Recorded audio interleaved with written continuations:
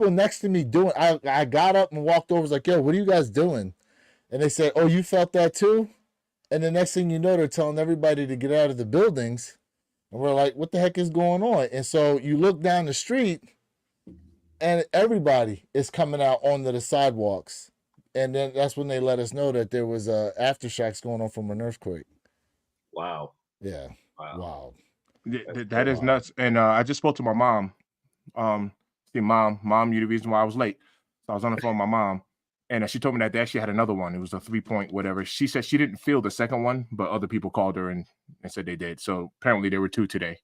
Yeah, well, I was on the phone with my boy, and he was at home with his 2 kids. And as I'm talking to him, he's like, oh my goodness, there's another one, because he said the plant in his house started shaking.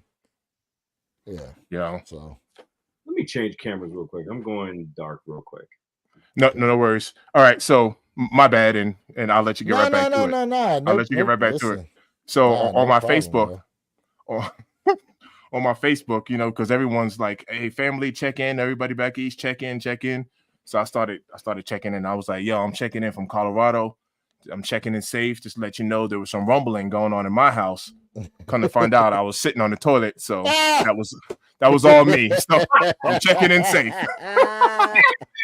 Yes. Hey, that's how you kick off Fridays. Yes. But I'm checking in safe. We're all good. Oh my goodness! It's so funny you bring that up. And look, chat, we're about to get into this conversation. You guys are already starting to go into the chat crazy. So issue happened at my sister's house in Maryland. They had like a huge rainstorm going on, and down in the basement area, she was sending the family group chat pictures of everything, like having water all over the place, right? And I'm looking, and I'm like, and I jokingly wrote in there, I said, what kind of dump did you have to take in order to back up your pipe so bad that it's coming up through the carpet? You see? It was coming up through the carpet. It wasn't coming out of the actual toilet area. It was coming up through the carpet. I mean, fortunately, she found out it was her water heater that went bad. Oh, okay, so, nice. Good, good. At least it wasn't sewer from the outside. Yeah. Oh, yeah. Because we were thinking maybe they got to come through there with jackhammers and do crap, but yeah. Oh, that's good stuff. Screw all that, man. But that is good stuff. But yeah, before you hopped on, I was talking to Perp, and I said to him, I said, yo, it feels like we have more conversations going on with the women's side than we do the men's side. I would say for the first time ever, almost. Because I remember when like Diana Taurasi was still on in college. There was a lot of talk about them, but I think it's because they had an undefeated season going on, if I'm correct about that. But one of the largest watched games, 12.3 million viewers for Iowa versus LSU. And it was a good game. Iowa ended up winning by 7, but what were your overall thoughts in the game and then the individual players themselves? All right, so check this out. I'm not even going to lie to you. The last time I was on, I was telling you I wasn't feeling women's basketball, right? I caught clips of this. I've caught glances of it, and it was entertaining. Yes, I said it. It was entertaining. Yeah, some people were complaining about, doubling her up in the whole 9 yards. I saw the complaints, but I was actually entertained by this game. So I'm backpedaling on when I said women's basketball wasn't entertaining for me. It just wasn't. I'm legitimately backpedaling on it. Listen, there's no reason why you can't backpedal, because most people would agree with you, myself included.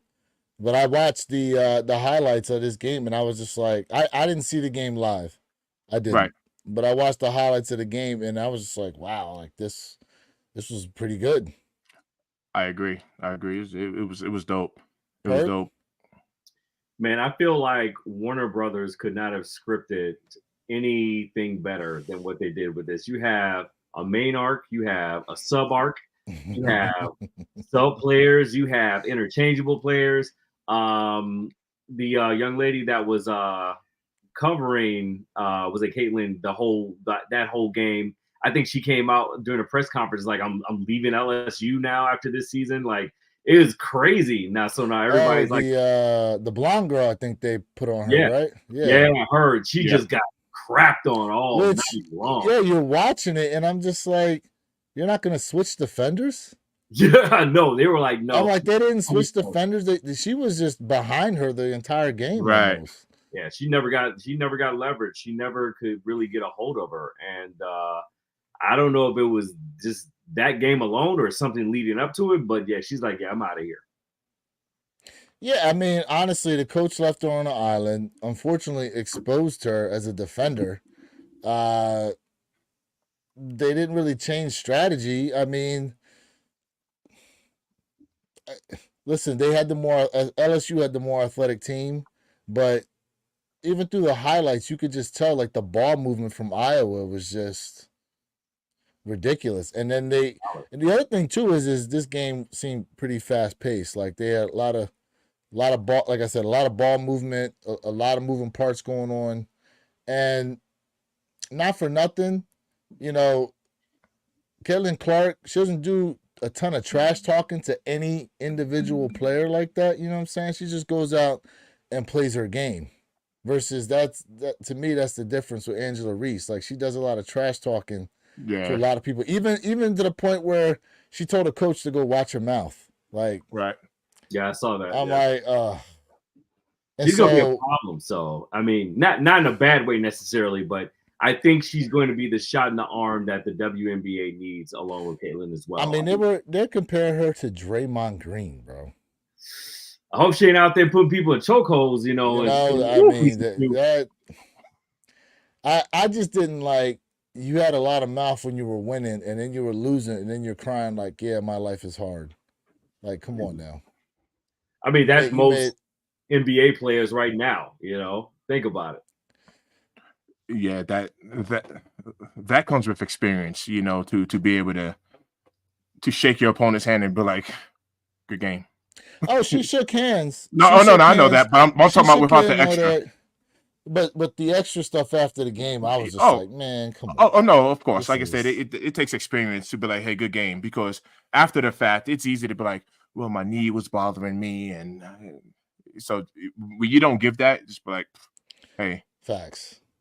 Good game. Facts. You got it. Real quick, want to give a shout out to everybody in the chat right now who's tuned in, watching. Yeah, appreciate you guys once again. Can you believe this is our 7th one in a row now? Yeah, this is crazy. This is the 7th one in a row. That is dope. You know? Thank you guys for holding it down. Yeah. One more than the Bulls dynasty. There we go. Yeah, there you go. We approaching Robert Horry numbers. Right. All right, so next up here, surprise news coming out of the men's side as Bronny James is apparently declared for the NBA draft. I didn't even know this was happening until maybe like 2 hours ago that he declared. Now, you know, I've tapped into a couple of the games highlight-wise just to see what's going on. He doesn't show any real level of dominance to a game. I mean, he's efficient games. Pat, you know, sees the court well. Maybe has a turnover here and there sometimes. But it seems to me that he's not the attacker that most people would like him to see, or that, you know, his game isn't there, in my opinion, that's going to translate to the NBA that well. I don't know if you guys have had opportunities to really check in on him. I have. You know, so, okay. So what's your overall opinion then? Overall opinion, this is just my 2 cents. I think he's going to come out swinging, and the NBA is going to teach him a hard lesson. That's that. So I was rooting so hard. And don't get me wrong, he's balling now. But when LaMelo Ball first got in, I was rooting for him hard body. And every shot, I was like, this is the first 2 points. Miss. I think he's going to come out swinging, and he's going to get humbled by the NBA. Like Kobe. I think he's going to get humbled. Because remember when Kobe came out, he was like airballing. You know what I mean? Wouldn't pass the ball to certain people. Mm-hmm. And then did his thing. So I potential, 100% potential is there. NBA level. You think so? You think that potential? You think so? Oh yes, potential, yes. But I believe he will come into the league, and I mean, there's going to be some hard lessons like welcome, Junior. Welcome. I think Bronny, unlike many players that are fortunate enough to make it to the league, is actually coming in, with a chip on his shoulder, right? And I think to Mr. Think's point, he will definitely come out swinging, but the amount of pressure that will be on him before he even steps foot on the court is going to be insurmountable, and for any less people would completely throw them off their game, at least the first 3 seasons. I mean, he has a lot of things that he is looking to accomplish in his first season alone, right? And I mean, you're coming into the league with a name already, right? That's true. Your father is arguably the GOAT of this generation, clearly. And, from a person the size of his father to a person the size of Bronny, he doesn't necessarily have the size of his father. He doesn't have that freakish strength like his father. It's a lot for him to prove, to win a lot of critics over, because he's coming in with people betting against him out the gate, right? So it's going to be an interesting season for him. And I think, to Mr. Thing's point, it's going to be very humbling for him, because much like the NFL, the NBA's pace is so fast. It's such a different pace than what college ball is. And I think he's going to have to get used to that first and foremost, really quick. He's going to have to put them water wings on and get out there in the 30-foot water. And then the other one is he's swimming with the sharks out the gate. So, well, a lot of it's going to be about what team he goes to. Well, right. I mean, a lot of what team you go to has a lot to do with the NBA. See, the NBA is like that, as is like the NFL. I think the NFL is worse in terms of, like, if you don't go to a good team or a good coaching staff like that, you could be out of league within 3 years, right? But then you got undrafted free agents who get put on a good team with a good coaching staff, and next thing you know, they got a Hall of Fame career. So a lot of what happens with him is going to be predicated, in my opinion, on the team he goes to, the people he's surrounded with. Now, obviously, he's got a good family, background and all that, but the coaching staff is going to be very important for where it is he ends up going. I mean, he may end up in the D League. Now, I do also want to point out, it does say that while maintaining his college eligibility, and will also enter the transfer portal. So you can declare for the draft. What does he got to do? Pull out? And then, just go with what the transfer portal wants if he goes that route, or he can just stay in the draft, see what happens, and then, like, I forgot how that rule works now. Yeah, I'm not totally sure. Are you, Perp? I can tell you from a college football perspective, college basketball is out of my realm. Got you. I think they can declare, get a sense of where they would be drafted, but I think there's a deadline to say whether or not they're going to keep their name in the hat. I think that's what it is. Mm-hmm. If so what I was going to say, what would be your prediction for his career? If I had a chance, like let's say Bronny was like one of my boys, right? I would try to alleviate a little bit of pressure by saying something like, "Hey, bro, people are going to instantly, because of your name, they're going to instantly start comparing you to your dad, right? Oh, yeah. I'm going to be like, all you got to do is just play better than Zion when he first came out. That's all you got to do. He's already the biggest upset." Yeah. Now, that would be my homeboy advice. His game has picked up a little bit. Zion's game has picked up. Even with the distractions off court. Yeah. Oh, my goodness. Right. Yep, right. Yep. Oh, no. Down bad. These guys need to look themselves in the mirror and ask themselves, would that chick actually be giving him the time of day if he wasn't in the NBA? Be real. Be real with yourself. Because that's a money grab for her. Oh, facts. That's a money grab for her. It's easier to assess the situation from the outside looking in than actually being inside the situation yourself, though. Not defending him by any means. No, you're right. Yeah. You know what I'm saying? But, typically speaking. So, I mean, we look at what's going on with him. We look at what's going on with 2 or 3 other guys right now that are probably in worse situations, if that is in fact possible, right? So obviously they're not looking at their colleagues and saying, "Oh, well, wait a minute. We saw how he got jammed up. I ain't trying to." They're like, "Nah, forget it. We jumping in, diving on in." You know, so it's just it's a part of the lifestyle.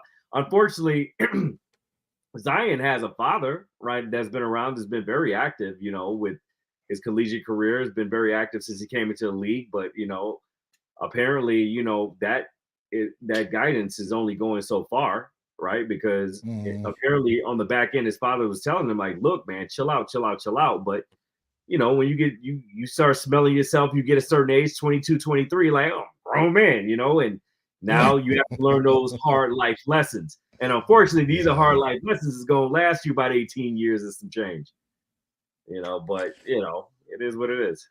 Yeah, I feel you. I feel you. Well, we'll see what happens with him, man. It's going to be pretty interesting if Bronny ends up stepping foot in the NBA. Man, I mean, as of right now, I don't even know what the records are. Like, who would have? I don't even know if he'd actually be a top 10 pick. I don't know. I don't know if he'd even be a top 10 pick. I mean, do you think he'd find it disrespect if he ended up in like the D League? I mean, a couple of people had to go to the D League first before they came over. They've had, just like Gary Payton Jr. You know, he went to the D League and he came back and he's doing some very productive things with Golden State. So it's not necessarily a death sentence going to the G League, because you've had some people go to the G League and then come out balling. But, you know, I feel like it's necessary sometimes to go to the G League to be able to get, you know, the school of hard knocks. Oh yeah, facts. Right. But they also say though that his younger brother is probably the better of the two of them. Yeah, and that's the other thing. The younger brother's like 6'7". Yeah, can shoot better than LeBron too, and can move fast. He's fast. Yes, yeah. I'm interested to see what his brother ends up doing. Yeah, you know, but let's try to shift this real quick to sneakers, because something here I want to get your guys' opinion on. I don't know if you guys heard of did you guys ever follow wrestling? When I was back in the day, wrestling? Yeah. Oh yeah, back in the day. All right, so you guys know who Triple H is then, right? Oh yeah, of course. So Triple H was on the Complex show with I forget the guy's name. I always forget his damn name. In any case, doesn't matter. He said that he feels as though, in a way, that Travis Scott is actually more important to Jordan Brand right now than Jordan Brand is. Now, to Travis's credit, he came out and said, you know, he's as flattered as I am about what Triple H said. I think Jordan Brand, even separate from me, is big because of the foundation of it all. Now, what do you feel as though Travis Scott's contribution is as far as sneakers is concerned? Like, do you find it super important? Do you just think as though it's a grab just for the younger generation? Like, how are you guys viewing it? Yeah, I mean, me personally, I think that he's definitely a draw for the newer generation. And those, you know, quote unquote hype beasts that are out there. He's definitely a lightning rod for them, for sure. Unequivocally. What he is for the Jordan Brand as a whole, though, comprehensively, is a drop in the bucket. Because number one, you know, from a collaboration standpoint, collabs, they come, they go. They're well, hold on a second now. A drop in the bucket, but he's been doing collabs now with Jordan Brand and Nike for how long? Because prior to the Fragment Lows, you still had what was it, 2 different pairs of Air Forces that predates the Fragment Lows, do they not? The mere fact that you threw longevity out there is like blowing my mind right now, because again, it's a scene from one of my favorite movies with Chris Rock, where, you know, he's in a boardroom, he's talking to his boss, and he's about to get fired, right? Because he's been, you know, off with Kerry Washington, sneaking off, missing meetings, all this stuff. They're in this massive boardroom, and it's like this 25-foot oak table, right? in this conference room, right? He says, look here. He's like, let me show you something. Reaches in his pocket, pulls out a quarter. He was like, guess what? You see that table? That's our company, right? That's our company. You see this quarter? And he puts the quarter on the table. That's your value to this company. That's what the analogy I want to draw for Travis Scott and Jordan Brand. Yes, he's done some very amazing things from a collab, but I mean, from a collaboration standpoint. But Jordan Brand has been strong since what, 87? I mean, come on. And then someone comes along and, you know, they have some really successful collabs during a phase within this 40 plus year span, right? Okay. You can't compare the two. You can't compare the two at all. Because in 30 years, are people going to really know who Travis Scott is? Think about it. There may be some within their generation that, you know, that was their grail and that fell within certain aspects, but then they're going to move on to 20, 30 more, you know, collaborations. And then those are going to be the hype beast lightning rods. So you have to really be able to discern the difference between what's hot now versus what has sustainability. I question whether or not the Travis Scott collaboration has sustainability for the next 30 years for us to be talking about it. I don't think it's a listen, there's always going to be points within a brand's lifespan, right? To where they're obviously going to have to do things to reinvigorate themselves, right? Reinvent themselves to the public. Absolutely. Now listen. To me, the only thing that could trump pretty much anything that happens right now would be the unfortunate circumstance when that day comes that Mike passes on. That's when you're going to have a mad dash of people talking about all this stuff with Michael Jordan. There will be no sports-wise bigger event that would have occurred when that day comes. Because now, when you look at what happened with Kobe, that was just out of the blue, out of nowhere, right? That was a tragic accident. Him and his daughter were involved. But you can't deny what it did, though. It put like a hyper focus now on everything Kobe. Did it not? But that's partitioned example. Correct. You're right. You're absolutely right. What I'm saying is that name another collab that's going on right now that's as hot as the Travis Scott collabs when it comes with Nike and Jordan Brand. Well, we have to delineate here. Those are two different questions. You went from a broader question is Travis Scott versus the Jordan Brand as a whole, and now you're being very specific with it. Well, I'm just really trying to tailor what it is I'm talking about based on what Triple H said. And I don't think he was talking about like it trumps the whole history of Jordan Brand. I think he's saying like right now. It's the right now circumstance of it. Oh, I agree. That's what I'm 100%. Saying. It's the right now. But when we say right now, we're talking. It's been how long that Travis Scott has been doing collab. It's not like he did it for like 3 years and then we kind of moved on from that. It was a segment in history within sneakers. It's been going on for a while now. No, absolutely. And that's what I'm getting at. Curious when his first collab officially dropped with Nike, because I can't tell you. But he's definitely had longevity within this phase of the game. Yeah. Absolutely. And he's been the catalyst for a lot of these other collaborations that have come through from the Balvins and absolutely true Rays, absolutely. And, all the rest, the Crenshaws and all the rest of them. He's keeping the door open for those because he showed that this model can be successful if executed the right way, right? So I definitely don't want to be mistaken in saying that. Like, he is very critical right now for this phase of the game. I agree with that. But do you find it interesting that they actually release at a retail level the Travis Scotts, but for example, they did collaborations with Eminem and they never released those to the public. Those were only like friends and family pairs. Yeah. Why do you think we never got those? That's a good question. I was actually having that conversation with someone the other day, and they were just like, they said something very interesting, and I would actually have to reach out to some internal people to get this question answered, which I will. So tune in next Friday for the answer to that question. But they did say this, though. They did say that there were talks to make it a GR, to publicly release it in the beginning. There were some internal conflict, and I don't know how true this is, so don't hold me to this. Okay, it's fine. Go ahead. I will go ahead. Over the course of next week, though, for next Friday.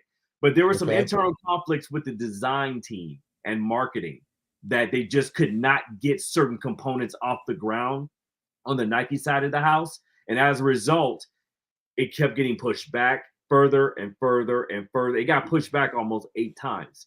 And so at that point, they decided, okay, well, we've got some other projects here that we've been stacking, waiting for this project to get legs and get off the ground. Now we have to wait. So we either continue to push this project back a 6th, 7th time and hold up these other projects, or we push this to the side and let these other projects fly.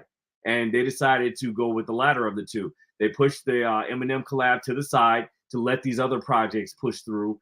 And this is where we are right now, which is never released. Now, I will confirm or deny that story come next Friday. You all will have to tune in, chat. No, I'm kidding. Right. right. No, you're right. But no, tap in and stay tuned because it's coming. No, you're absolutely right. All right. So you're not supposed to do this, but I kind of want to answer the question with another question, right? No, that's fine. Go ahead. So in regards to what Triple H said, right, his statement, my question would be, if Travis Scott left Nike and the Jordan brand and went elsewhere, will Nike suffer significantly from that happening? That's ultimately my question. And depending on what one's answer is, I think that would kind of answer the other question of, well, yes, Perp, I agree. I agree. He has a huge impact, with the brand. But to say someone's bigger than, it's kind of like, hey, y'all know I'm Travis Scott. If I left Nike and Jordan brand and went elsewhere, everybody's following me and nobody's going to buy Jordans anymore. And if that was the case, then it'd be like, well, you got a point. But I don't see that happening. Well, hold on a second. Hold on. I think we're getting off track, because what he said is this, right? In a way, he might be more important to the brand than Michael is right now. I'm not saying that he's keeping Jordan brand afloat, okay? Triple H's statement was he's more important to the brand than Michael is right now. And when you're talking about, listen, and there's some sneakers we're going to talk about today that obviously don't need any type of collaboration. They got a history behind them, and a lot of people have been waiting for these to be released. But when, in terms of being able to help elevate the hype of the brand, would you not say he's very important to that? Yes. No, I agree. He's very important. Bigger than Mike? No, because once again, I mean, we go crazy over retros. I'm not even talking about a collab. No, right. I'm not saying it's not important, but we go crazy over retros. So if we didn't have a single collab, I'm talking about, we move them all. If we didn't have a single collab, once again, it's like, well, is the name Michael Jordan, is the Jordan brand not big enough all by itself to sell sneakers? Here's what I can't wrap my head around, okay? And just hear me out here. In this room right now, we've got about almost 50 years worth of sneaker experience right now between the three of us. Okay. And we are really letting a polarizing comment by someone who wore Doc Martens most of their professional wrestling career talk about what moves the needle in the sneaker world. I can't wrap my head around that. But listen, he wore them in the ring, though, as his character. What are you talking about? I'd have to actually watch the episode and see what he bought. And see what he bought at it. I don't even know what he bought from the store, but But it worked. It got us talking. You're right. You're right. I agree with that. I agree with You're that. right. That'd be like Trump coming out saying that his shoes are dominating the market, and we're just like, okay. Right. Oh. But there's no, yeah, but there's no brand with him. I mean, when you think, No, I know. anything I'm just saying, like, that'd be I like get Trump what- making yeah, some statement like, excuse me. He's been practicing that too. He was like, that was perfect. But I mean, you know, it's just very interesting to me that he would say that, and I know he knows what he was doing. He did it on purpose. oh, because you know, Yo, Tyler just came through. Look. Oh, hold Yo, on, he hold said, on. oh, Hold up. We got our first super chat. Oh, Ever. let's go. Oh, Let's wow. Wow. Tyler coming All through. right. Yo, that's Here we dope. go. It says, is it possible to compare Travis leaving JB to Yeezy leaving Adidas? Has Adidas been brought? Oh, that is a good point. That is a good point. Adidas has gone in the tank since Yeezy has dropped off the brand. Would you agree? And shout out Absolutely. to my man Tyler with the $20 super chat, bro. Appreciate Yeah, shout out that. Ty. Yeah. Oh yeah. Clutch. Yeah. Think about yeah. that. That is a good point. I didn't even think about that. Was the effect Yeezy leaving? So that right there is a prime example of a collab that was going on that now is no longer there, that has hurt the brand sales overall. Now the difference is, I'll put this out there. Part of what's going on is the whole controversy over what was said by Ye, right? That's a lot of it. A lot of what some of that is. If Travis Scott and Jordan Brand were to part ways, for their sake, I hope it'd be like just a mutual parting of ways. But like I said, I think it would kill some hype. But I'll let you guys rock with that. What do you think? I'll let you hop in. Mine's gonna be really quick. That is a very, very good question, and that was one of the reasons why I asked the question with the question, and then after that I said we're still going crazy over retros, and the reason why I said that was Jordan Brand definitely have other things to fall back on if that collaboration was to go away. My question is, Adidas and Yeezy, boom, Yeezy's gone. What does Adidas fall back on to say, hey, we're good, we still have this? You know, that's our main deal. You know, that's so if we were to remove all collaborations, you know, and say Okay. it was just Travis Scott and you know, and that was it. If Travis went away, the question is, hey man, Jordan Brand, Nike Brand, they don't have anything else outside of Travis Scott's or Cactus Jack's. That will be a different story. But like I said, we still go crazy over retros. So they definitely have they definitely have something to fall back on. Speaking of, I'm gonna pause my camera to go grab these trophy rooms. It's in my car. Ah, you got the trophy. All right, go ahead, bro.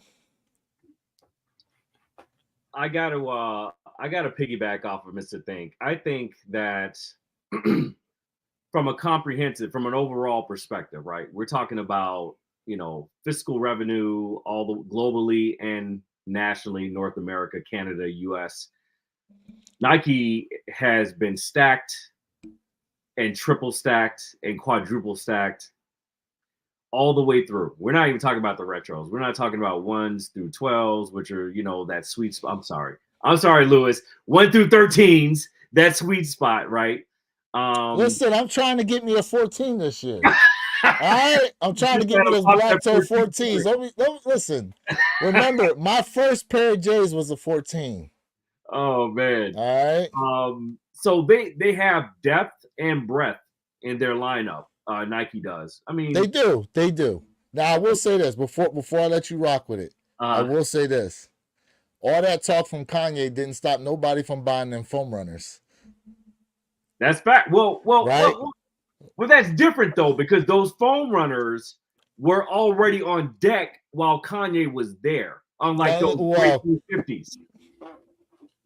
Correct. But remember, he was still trying to throw shade at the brand because he said that they're selling shoes with my name on them as they're trying to sue me.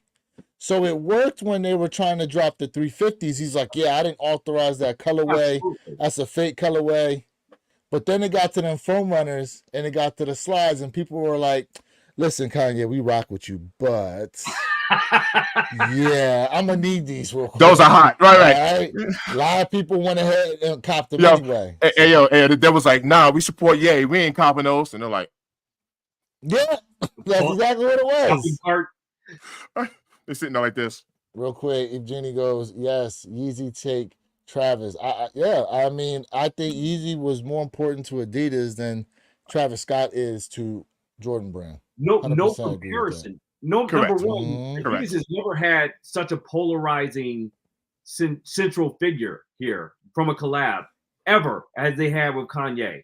Right. They probably won't afterwards either, right? I mean, they knew what they were doing when they originally got into bed with Kanye, and they hit a home run at first, right? But eventually they knew that it was going to go south somewhere along the Mason-Dixon line after getting so many, stabs at it, with these different collabos. We're talking about the slides, the foamies, which everyone hated on at first. But then, through a marketing ploy, boom, they took off like hotcakes, and we haven't looked back, much to both of your points, because those foamies kept moving and That's those true. moving, That's but true. again, please think about this though. They were moving because everyone knew that they were on deck when Yeezy was there the first time. Unlike those Great Plain 350s that came out, which everyone knew after he got on live and called him out. It was like, hey, I didn't authorize that design. Everything else is cool, but you still shouldn't support. But they still did, So That's true. It was a very fine line right there to walk for a consumer. Real quick. Got a couple here. Jeannie goes, Jordan makes too many pairs and never selling out, which, listen, to me, that's just the market correcting itself, in my opinion. Yeah, I agree. I think that's just the market correcting itself. It says, but newer generation is getting away from Jordan Brand. I would agree with some of that to some extent. But going where?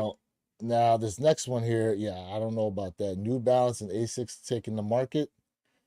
New Balance. Maybe in running. I mean, Nike's really trying to make a push to get back into the running market because, like Jay, he had a review on those Hokas. Hokas are big movers right now for the running community. Yeah. You know what I'm saying? So, I mean, Keys checking in. Side note on those kicks, those Hokas. I also see them a lot. I do like too. in the medical field, like people like just standing in them, and like a lot of like in clinics and stuff like that. I see them a lot on feet, like a lot on feet. Too. Almost like how they used to always use clogs all the time. I see a lot of those now. Yeah. Same here. Yep. I actually see, it's funny. I see more Crocs now than, because before it was you'd see like a wave of the Panda Dunks. And now I see more Crocs than anything else. Quick story about Crocs. Go ahead, bro. And I pulled this off the internet somewhere. Have you guys ever seen that movie? Was it Idiocracy?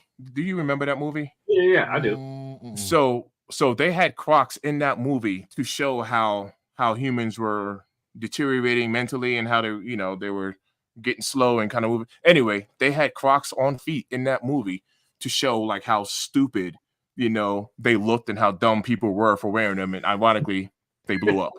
Yeah. Adverse effects. Marketing genius or adverse effect. You take your pick. Right. It's crazy.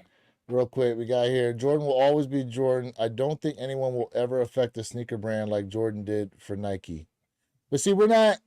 I think what we all got to understand is we're talking. Jordan is not a collab. He's a signed athlete that they created a branch brand off of. Yeah, he's a variant. In that retrospect, no, I don't think we'll ever see any athlete be able to attain that level of status as far as sneakers, apparel, just worldwide love. But what we're focusing on is collaborations, and how important a particular individual is to an already established brand. So again, I think my man Tyler hit the nail on the head when he talked about Kanye and him leaving Adidas and how that had a negative effect for Adidas. Yeah, But for sure. I also agree with Perp. I agree with you, Mr. Thing. If Travis ended up leaving Jordan Brand would live on and essentially find somebody else, right? Absolutely. Cut one head off the snake, two more grow back. So as we were talking about Travis, there is something new that's come out now. He's got a collegiate collaboration going on here with I think it's about 18 or 20 different schools. We got UCLA in here. We've got University of Oklahoma, University of Houston, Kentucky, University of Miami, or Miami University rather. I think Cincinnati's in here. Georgia. That's either Georgia or Grambling. That might be Grambling actually. Grambling it is. Grambling State. It says it right Yep. there. Yeah, Grambling State. I go to University of Miami games. I actually cop both the T-shirts from here. I've seen some of the videos of him going to some of the different schools to help promote the stuff, and obviously, again, like we said, amongst the young people, he's a big draw. But have you guys seen some of this stuff before? Or is this the first time you've actually seen it? First time for me. Okay. Yeah, I saw it when it first dropped. Was it yesterday? I think it was yesterday, actually. I think it was yesterday. We're talking about it, and then at 1 o'clock it went live. 1 p.m. Eastern, a lot of this went live. So they got University of Alabama here, Florida, Georgia, a bunch. But so here we go again with a Travis Scott collaboration now making its way over into the collegiate sportswear. This doesn't necessarily have anything to do with any particular brand in itself, but what do you think? I mean, I think I'm always going to say branching out is good, right? Branching out, getting your name out there, getting the marketing to broaden the marketing net. I mean, it makes you more well-rounded, makes you more versatile, right? I mean, there may be some other endeavors that he's looking to do, outside of Nike. It's only going to help grow his brand that much more. Everyone knew him for a rapper, but I mean, I really feel like Jordan Brand kind of took him, to that next, precipice in his career, that next level, and now if he's smart, he will, continue to grow and build and, go on to another level, with it. And I think this is one of the catalysts of the many different avenues that he has available to him through Jordan Brand, because of now everyone knows who he is. Even if you've never listened to rap a day in your life, you know him from sneakers, if nothing else, right? So now this kind of helps broaden that net and get him out there to the masses even more. Real quick, couple comments here, and I'm gonna let you rock with it, Mr. Think. Tyler goes, yeah, no one is wearing Hokas as a casual shoe like people rock Jordans. People wear Hokas for the comfort, not the aesthetics. Well, I'm gonna tell you this, Tyler. Down here in South Florida, you see so many of the older Spanish ladies walking around in Hoka shoes, bro. a lot of the Latin community down here in South Florida be walking around in Hokas all day. Now, if you're just focusing on the sneakerhead aspect, yeah, 100%. Yeah, you're not going to see people wearing Hokas aesthetically like that. But there is a segment of people out there wearing them. But Mr. Thing, what you got to say about this this Travis Scott collegiate wear going on? I think it's dope. Exactly what Perp said. So yeah, I think it's dope. I think it's very smart for him to tap into this market, whether it's through the, obviously it's in the fashion side as well. On the collegiate side, I think it's very smart, and he should just keep it up. And you know what?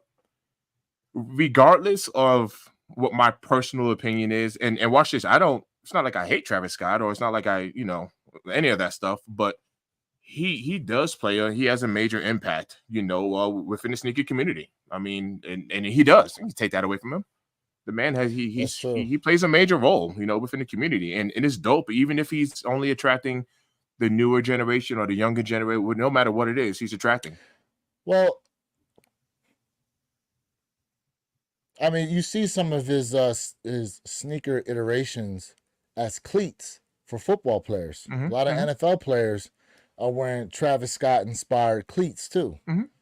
Baseball players as well. I think the Pittsburgh Pirates, I think one of their athletes opening day was wearing a pair of Travis Scott baseball cleats. Right. And I believe the jerseys too were Cactus Jack baseball jersey. I think it was the Pirates, Pittsburgh Pirates, if I'm not mistaken. Now, if I was, hey Travi, all right, I seen you hoop, all right. What did Jordan say? Stop it. Get some help. All right. So you should have seen the video of him out there trying to catch passes and punts. Oh, it was funny, bro. I saw. It was funny. Jay Balvin. I saw him hoop. Stop it. Get some help, right? Like, take a couple of lessons. Just something. Shout out to J. Cole. J. Cole can actually hoop. You know what your game look like. You know people out there taking videos and pictures. Stop it. You know better. You know what you're doing. Okay, so you said Jake. Another hooper out there. Most people wouldn't consider or even realize how big of a hooper he is. But you know who I might be talking about? Movie Migos. star. Movie. Movie star. Movie. He does comedic movies. Mike Epps? Oh, he's not black. He's not black. Matt Rife. Oh, no. You're not going to say Adam Sandler, are you? Yes, Adam Sandler. Oh. Okay. Adam Sandler. Okay. Listen. He may not be the most athletic player out there, but he's efficient. Okay. Okay. Yeah. No, I've seen him. Yeah, I'm not saying he's all world. No. I get it. Shout out to Adam Sandler. He can hoop. You're right. I'll give him that. What do you really want to say? Who, me? No. Yeah. No,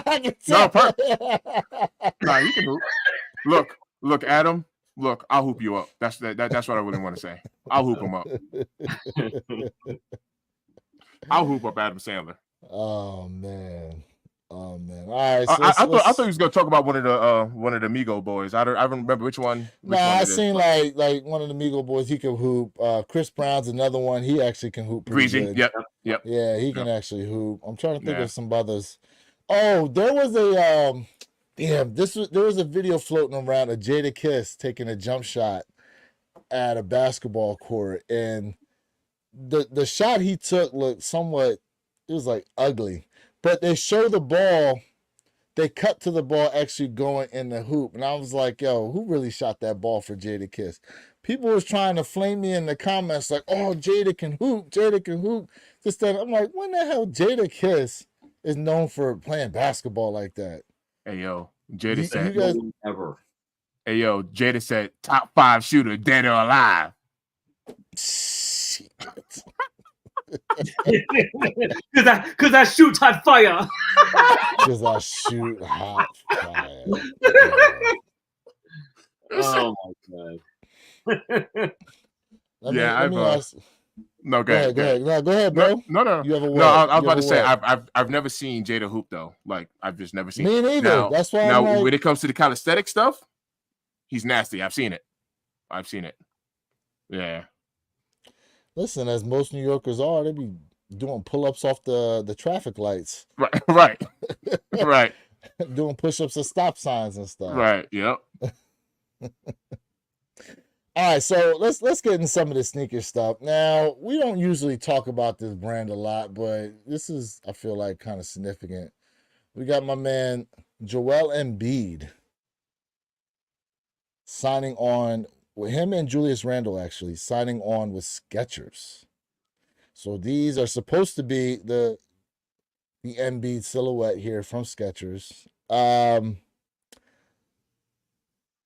I'm gonna say this. These look like kids' shoes, in my opinion. They look like kids' shoes.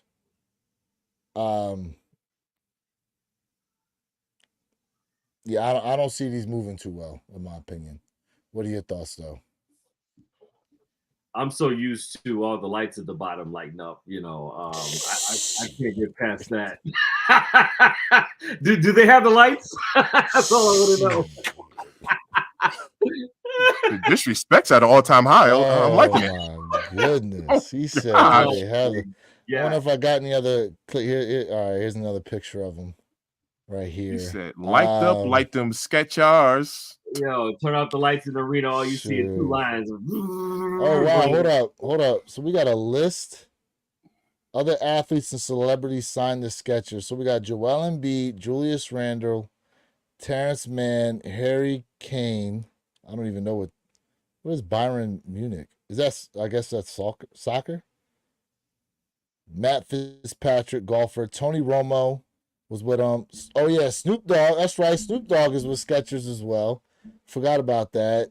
Doja Cat and then Sugar Ray Leonard formerly was with them as well. I could see Tony Romo, Sugar Ray. I could even see Snoop, but I can't see anyone. Joel Embiid to me looks like a Nike athlete. I'm surprised he's with Skechers. Well, they threw enough of the bag at him. That's all. That's all that is. Point blank. I couldn't even think about it.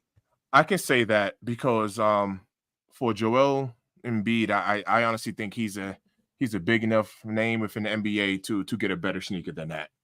So, yeah, I mean, then that right there. What is it saying? 5-year deal. Doesn't say what the numbers are. They won't. You'll never see. Oh, hold up. It says Embiid signed a 5-year deal Under Armour back in 2018. They gave him the highest paid sneaker endorsement at his position. Mm-hmm. He received his first guaranteed shoe with Under Armour in 2020 and became a sneaker free agent at the end of 2022-20. I didn't even know he was with Under Armour. I did. Did you? You did? Yeah. I don't remember seeing advertisements for that.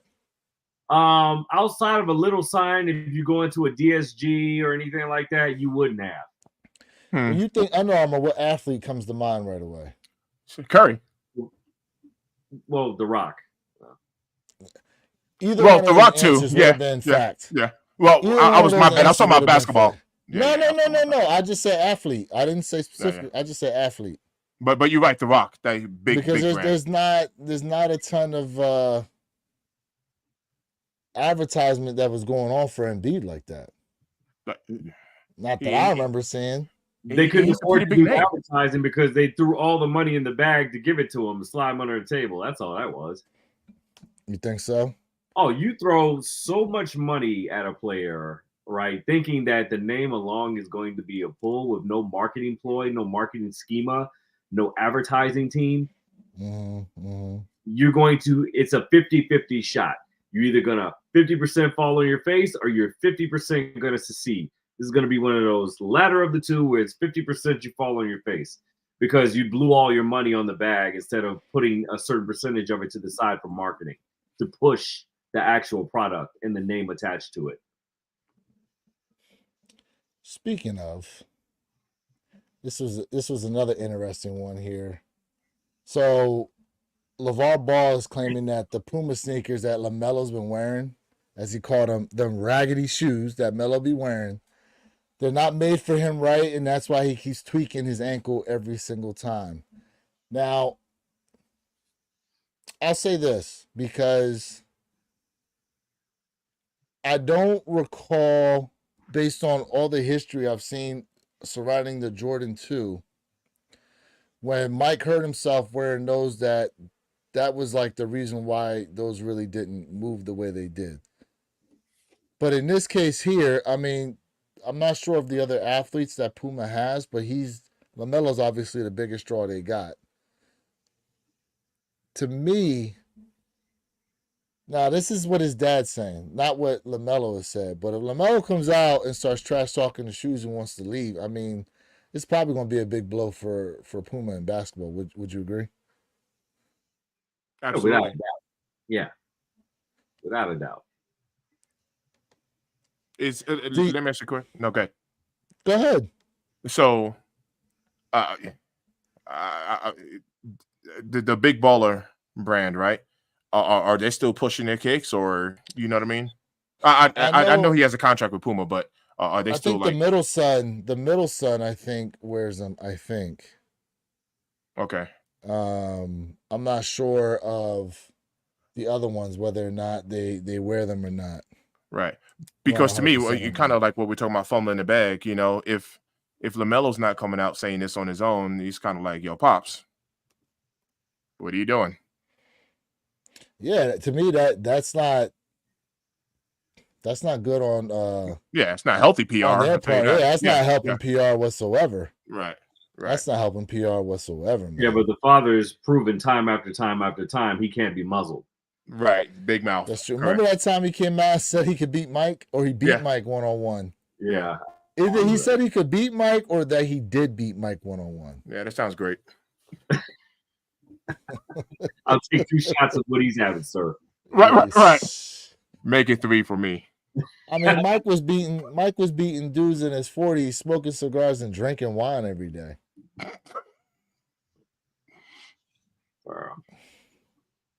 Yeah, this is wild. Oh, he knows how to stay relevant and stay in the media for sure.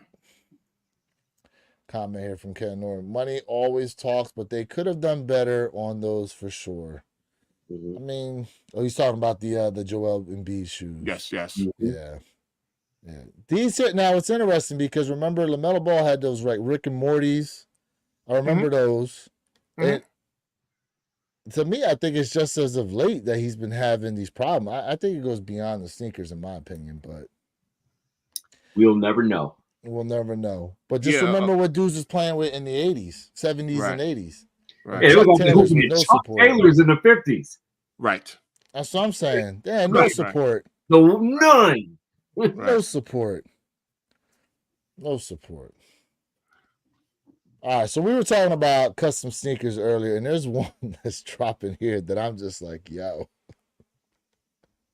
What you think about these Whataburger 3s? You gonna enter to try to win a pair? I could make those in 45 minutes with $15. Easily. Those Wonder Woman 24s is what I like to call them. Yes. So it should come with a lasso hang tag. That would just seal it for me. Right. Yeah. Damn, that's not some bad marketing right there, bro. I mean, not for nothing. Like, because last week you guys weren't here, but we were talking about the fact that I think it was Coors Light had a pair of Jordan 1 mids. I think I posted it to you guys. I sent that link to you guys where Coors Light had a pair of Jordan 1 mids that you could try to win. I mean, now listen, I'm trying to think now, what other brands have teamed up on a shoe? Like food brands. I'm trying to think now. Who else we had? That's a good question because I know we've had some in the past. I want to say Burger King had a collab out. Burger King had a sneaker collab? Unofficial. Man, I know people have made customs before, but this here in particular is Whataburger is actually like backing this. So how many pairs are going to release? What, 25? Special edition box. I don't know. I don't see the details here. It's going to be a very small release, I can guarantee you. Let's see what it says here. Maybe there's. Oh, this is a video. I don't know if I want to play that. Okay. Yeah, we know sound. It says a custom pair of Nike 3s could be yours. One random will be sent.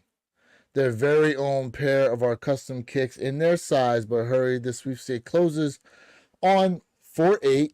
Dun dun dun dun. Oh, so again, there it is. That's the third time now. At 11:59 p.m. Central Standard Time after the big game, the winner will be notified on Tuesday, 4/9/24 via DM or comment reply from the Whataburger account. All right. So this is what I would say about that, right? We have number one, I've never had it. I've never eaten there, and we have them in Colorado Springs. So maybe it's worth me taking a drive out there to go check it out. So for me personally, I would pass. But watch this, hypothetically speaking, because we do have In-N-Out Burger, and I love In-N-Out. So if In-N-Out came out with a custom shoe or whatever, would I cop it just to go to In-N-Out and flex my, my shoe? I probably would. But for this, I pass on that. Said, though, Mr. Think, though, the mere fact that you'd never gone to Whataburger, I can't even say it. We don't have them here in the Midwest. You're actually willing to go and try their product. That right there shows that the marketing ploy has worked. That right there is the other half of that 50% I told you about. I feel on that. And people have told me that the burgers are good. And just to put it into perspective, Colorado Springs, from where I'm at, we're talking maybe 55 miles. So we're talking about, depending on how fast I drive, 45-minute drive or so. You know what I mean? So, you know what the shoe reminds me of? We were just talking about this in like week 3, I think. Remember what is it? The Mars 3? What is it called? Oh, and yeah, you know what I'm talking about. It almost looks just like that, except they took the heel tab off and put the symbol on. That's right. We're talking about that. Yeah. You remember that? We were talking about that. Mars Red Clay something. I can't remember the name of it though, but it came out last. The youth pair. Yes. Yes. It was just like that 3, except they just changed the heel tab. Yeah. Right. Yeah. So overall, I don't think it's a bad. Like I said, if you're like a die-hard Whataburger, like you know what I mean, I can see somebody copping those. Yeah, I can see it. All right, so I got another one for you guys here. Now, what do we think about the Master Splinter joints that are going to be dropping? Yeah, I'm there for that. I'm sorry. Let me slide these over here. That's my childhood right there, man. I'm there for that. A lot of hours. I got the Ninja Turtle pair, and shout out to my guy Tyler who pointed this out to me. Is that the upper materials on here is made to look like rat hair? I was about to say that. They should call these the Tekashi 6ix9ines. Oh, yo! Oh, my bad. Not enough color on there. Not enough color on there. But they kept the toe. Box. Yeah, they kept the toe the same. That's dope. They got the turtle shell on one side. Although I did have a subscriber reach out to me and said that his Ninja Turtle pair did not have the turtle shell on the right shoe. Oh, that's good. He had the Adidas on there. I said, "Oh yeah, keep those, bro." That's why I said that's good. Yeah, keep those. Yeah. You see here, we got the little Ninja Star. You can see some of that, real hairy suede or whatever. I wonder what the packaging is going to be like for these. Oh, I'm there for it though. I wonder what the packaging is going to be like. Hey, my guess is what's going to be the third one if they're going to make this a series. It's got to be Shredder. You got to have a bad guy. Yeah, you got to put a bad guy. It's got to be Master Shredder. You got to put a villain. Shredder with a Krang hang tag. Ooh. Let's go. It's got to be Master. It's got to be Shredder, bro. You got to put a villain. It's got to be. Now, I wonder where they're going to put Spikes at. The Hamato Yoshi 87s. Let's go. Oh, look at that. You know his name and everything. Yeah. Oh, yeah, baby. I forgot that's what his name was. Yeah. Yeah, that's dope. That is dope. These are... That's a lot of our childhoods right there. You said that spot on a lot of us. What I hope they do, though, is that they don't just give us the packaging we already got with the first iteration of the Ninja Turtle shoes. Like, okay, let's now let's move on to another part, right? Give us something else. Yep. They should. Like, you can do the same style, but let's push a different part of the story. Yeah. Oh yeah. That's what I'm saying. That's dope. Let's push a different part of the story. I like how the laces kind of resemble his ragged robe. like that's pretty dope too. The amount of detail into this, it seems like they've continued that with this second iteration. Yeah, that is dope. I see that now. Yeah. Yeah. Yeah. Those man, definitely gonna be looking at getting those. Another shoe here, silhouette. Now I wasn't really big on these, but I want to bring it up because we got a segment of people that aren't necessarily just diehard Nike and Jordan brand, but apparently they're coming back out, right? I didn't realize this. Now, this is a collab, but apparently they're actually returning an entire series of the New Balance 1000s, from my understanding. What's the collab? Well, this is the Joe Freshgood collab. This is one of two pairs. Yeah, it's the biggest Here collab. we go. Here's a second pair here. Yep. Okay, I like that colorway. But apparently they are supposed to be bringing back the actual silhouette beyond this collab itself. So this particular colorway I like. Yeah, I like that colorway. Packaging here. Yeah, so Joe Freshgoods is to New Balance what Travis Scott is the Jordan brand right now. Just to put it in a better perspective. Okay. And I agree with that. Yeah, I'm digging that colorway. I am digging that colorway right there. That is dope. Look at some of the inside of the box here. Looks like like spray paint. Yeah, they got some spray paint tagging in here. I'm not sure the whole backstory as far as this is concerned.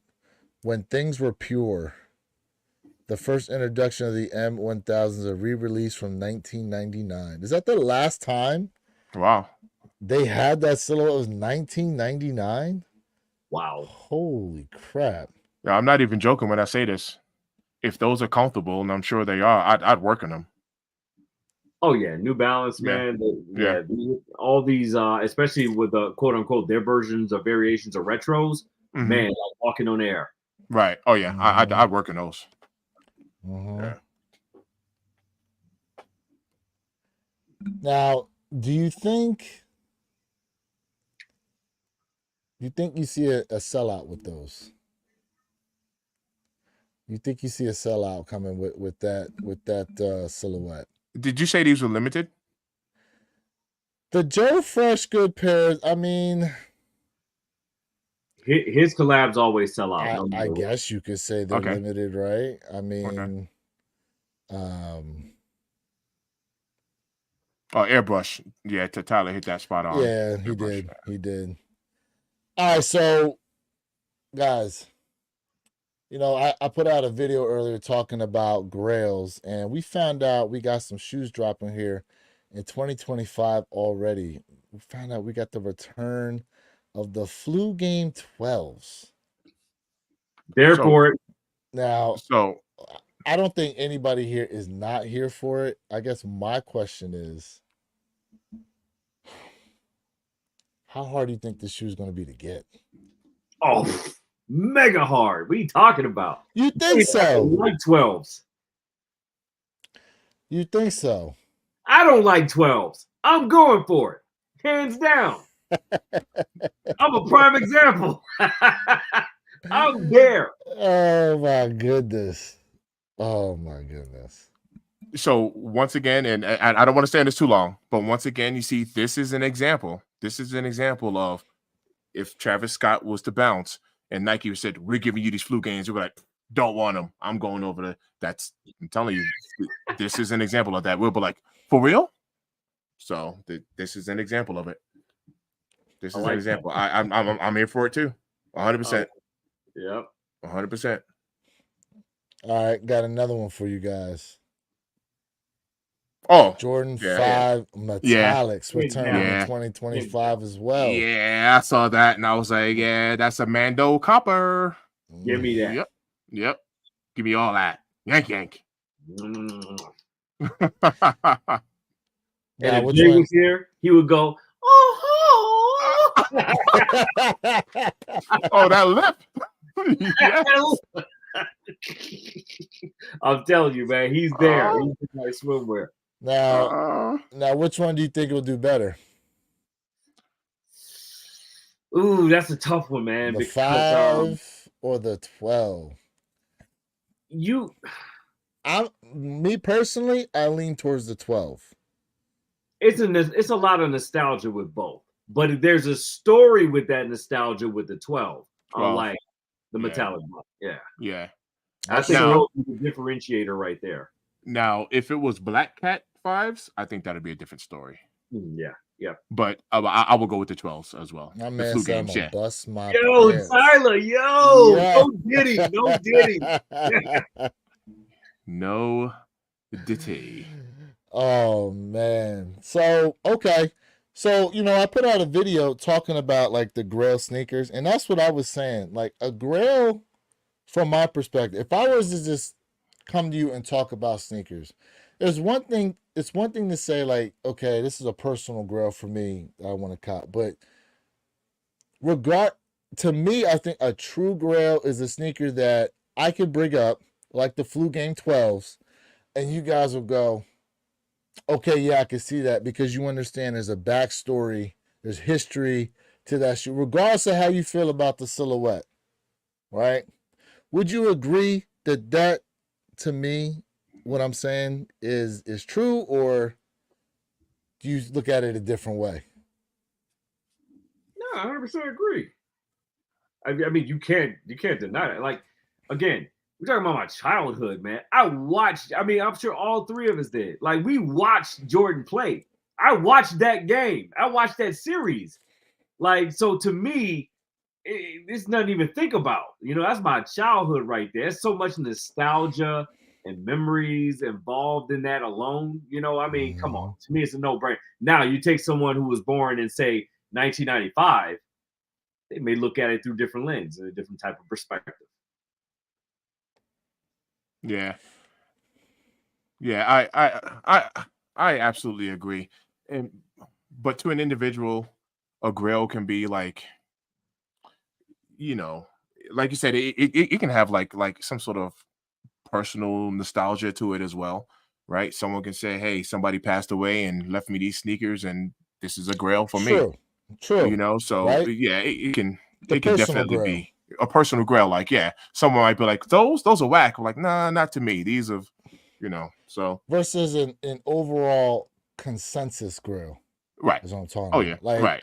Okay, like if you were able to come by a pair of Jordan 180, like 1985 Jordan 1 Chicago's must cop, even right? if you don't like Jordan 1s, ain't no way you passing up being able to walk I agree. With those. I agree. Like, right? Yeah, for sure.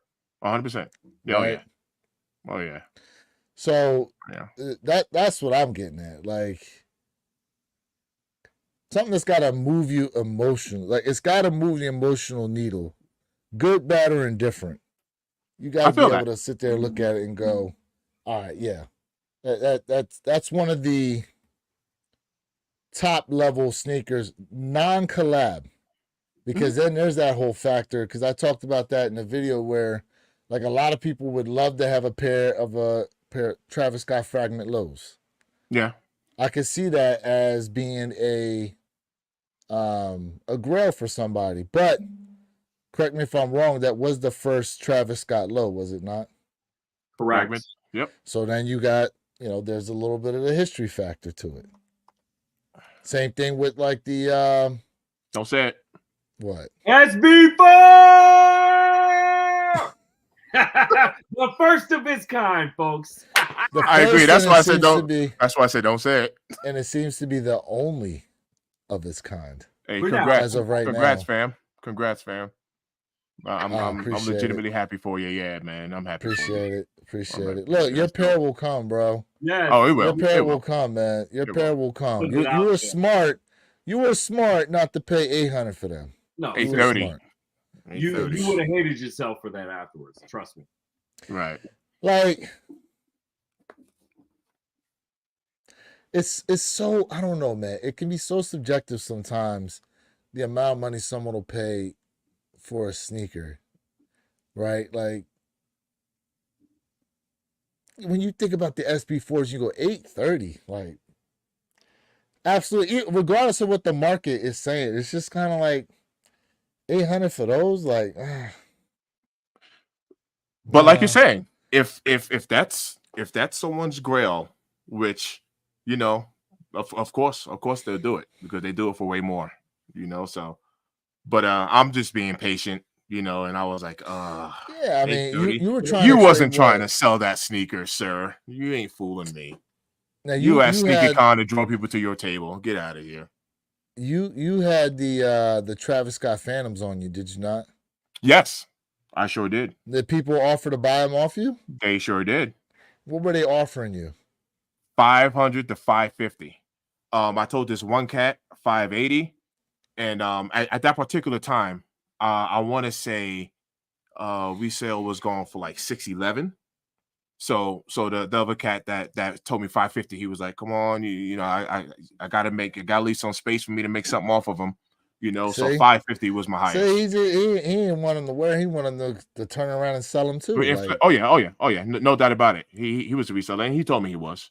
Yeah, yep. I had him on now, me, what'd and you get I him also for? had him authenticated 140, Oh, 150. you paid retail. Oh yeah. Oh, okay, Oh, yeah. yeah. So it would have Oh, been yeah. a big come up for you, regardless. Oh yeah, that's a come up all day. No, all right. After tax, it was like 160 something. I'm gonna pull it up right now. I mean, regardless, you paid retail. Oh But yeah.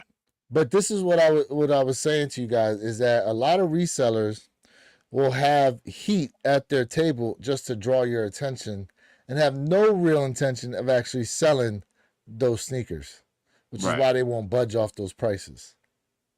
They'd rather have that shoe sit so it attracts the people over to their table rather than actually negotiate to sell that shoe. 100%. And they're more Yep. liable. They're more liable to sell that shoe to another reseller than they are to sell it to you. Yep. I don't know if you can the Oh, I zoom. see it. Yeah. I see it. There you go. I said, hold on. Let's hold it up. We'll Ooh, put you that's on the beautiful. solo layout. There we go. That is Look beautiful. at that. Retail cop. 160.13 after taxes, shipping. Oh, you got whatever. a size 7? It's a size What'd you get 7. them for?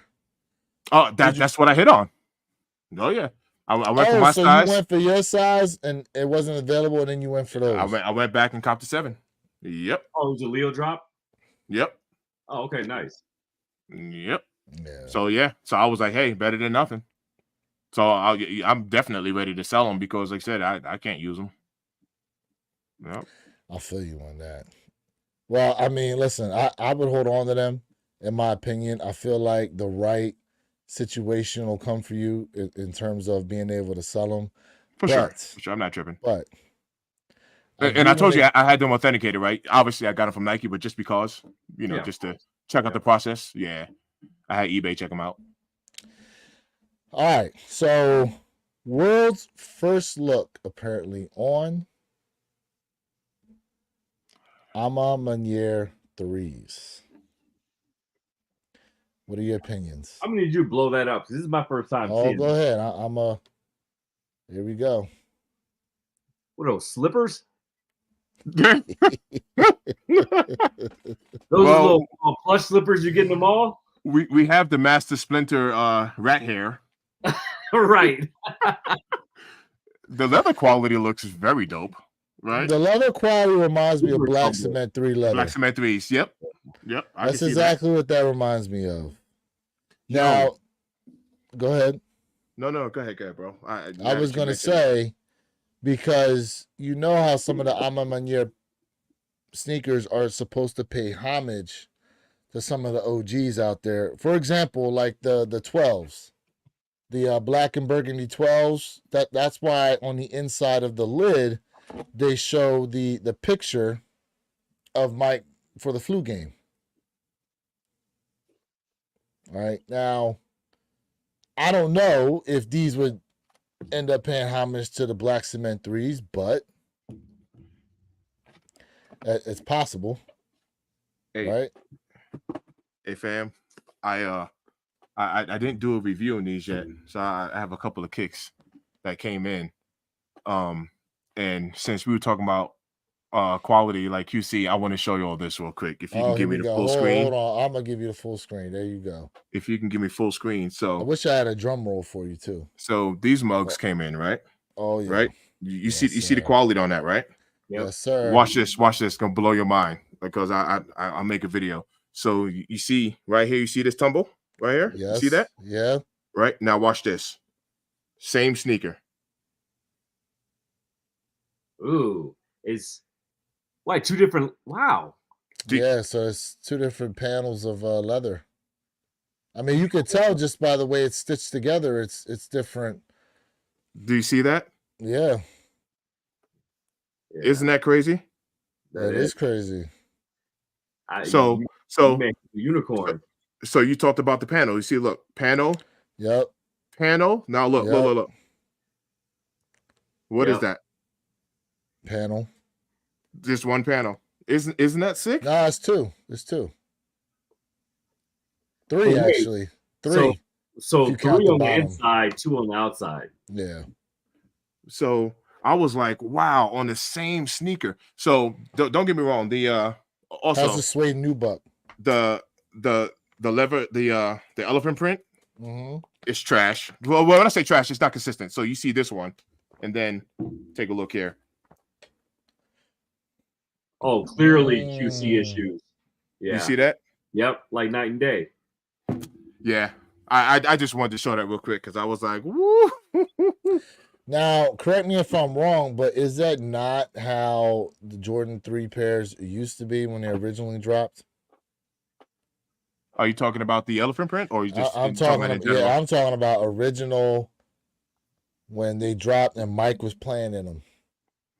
From my understanding, the elephant print was just all over the place as far as consistency was concerned.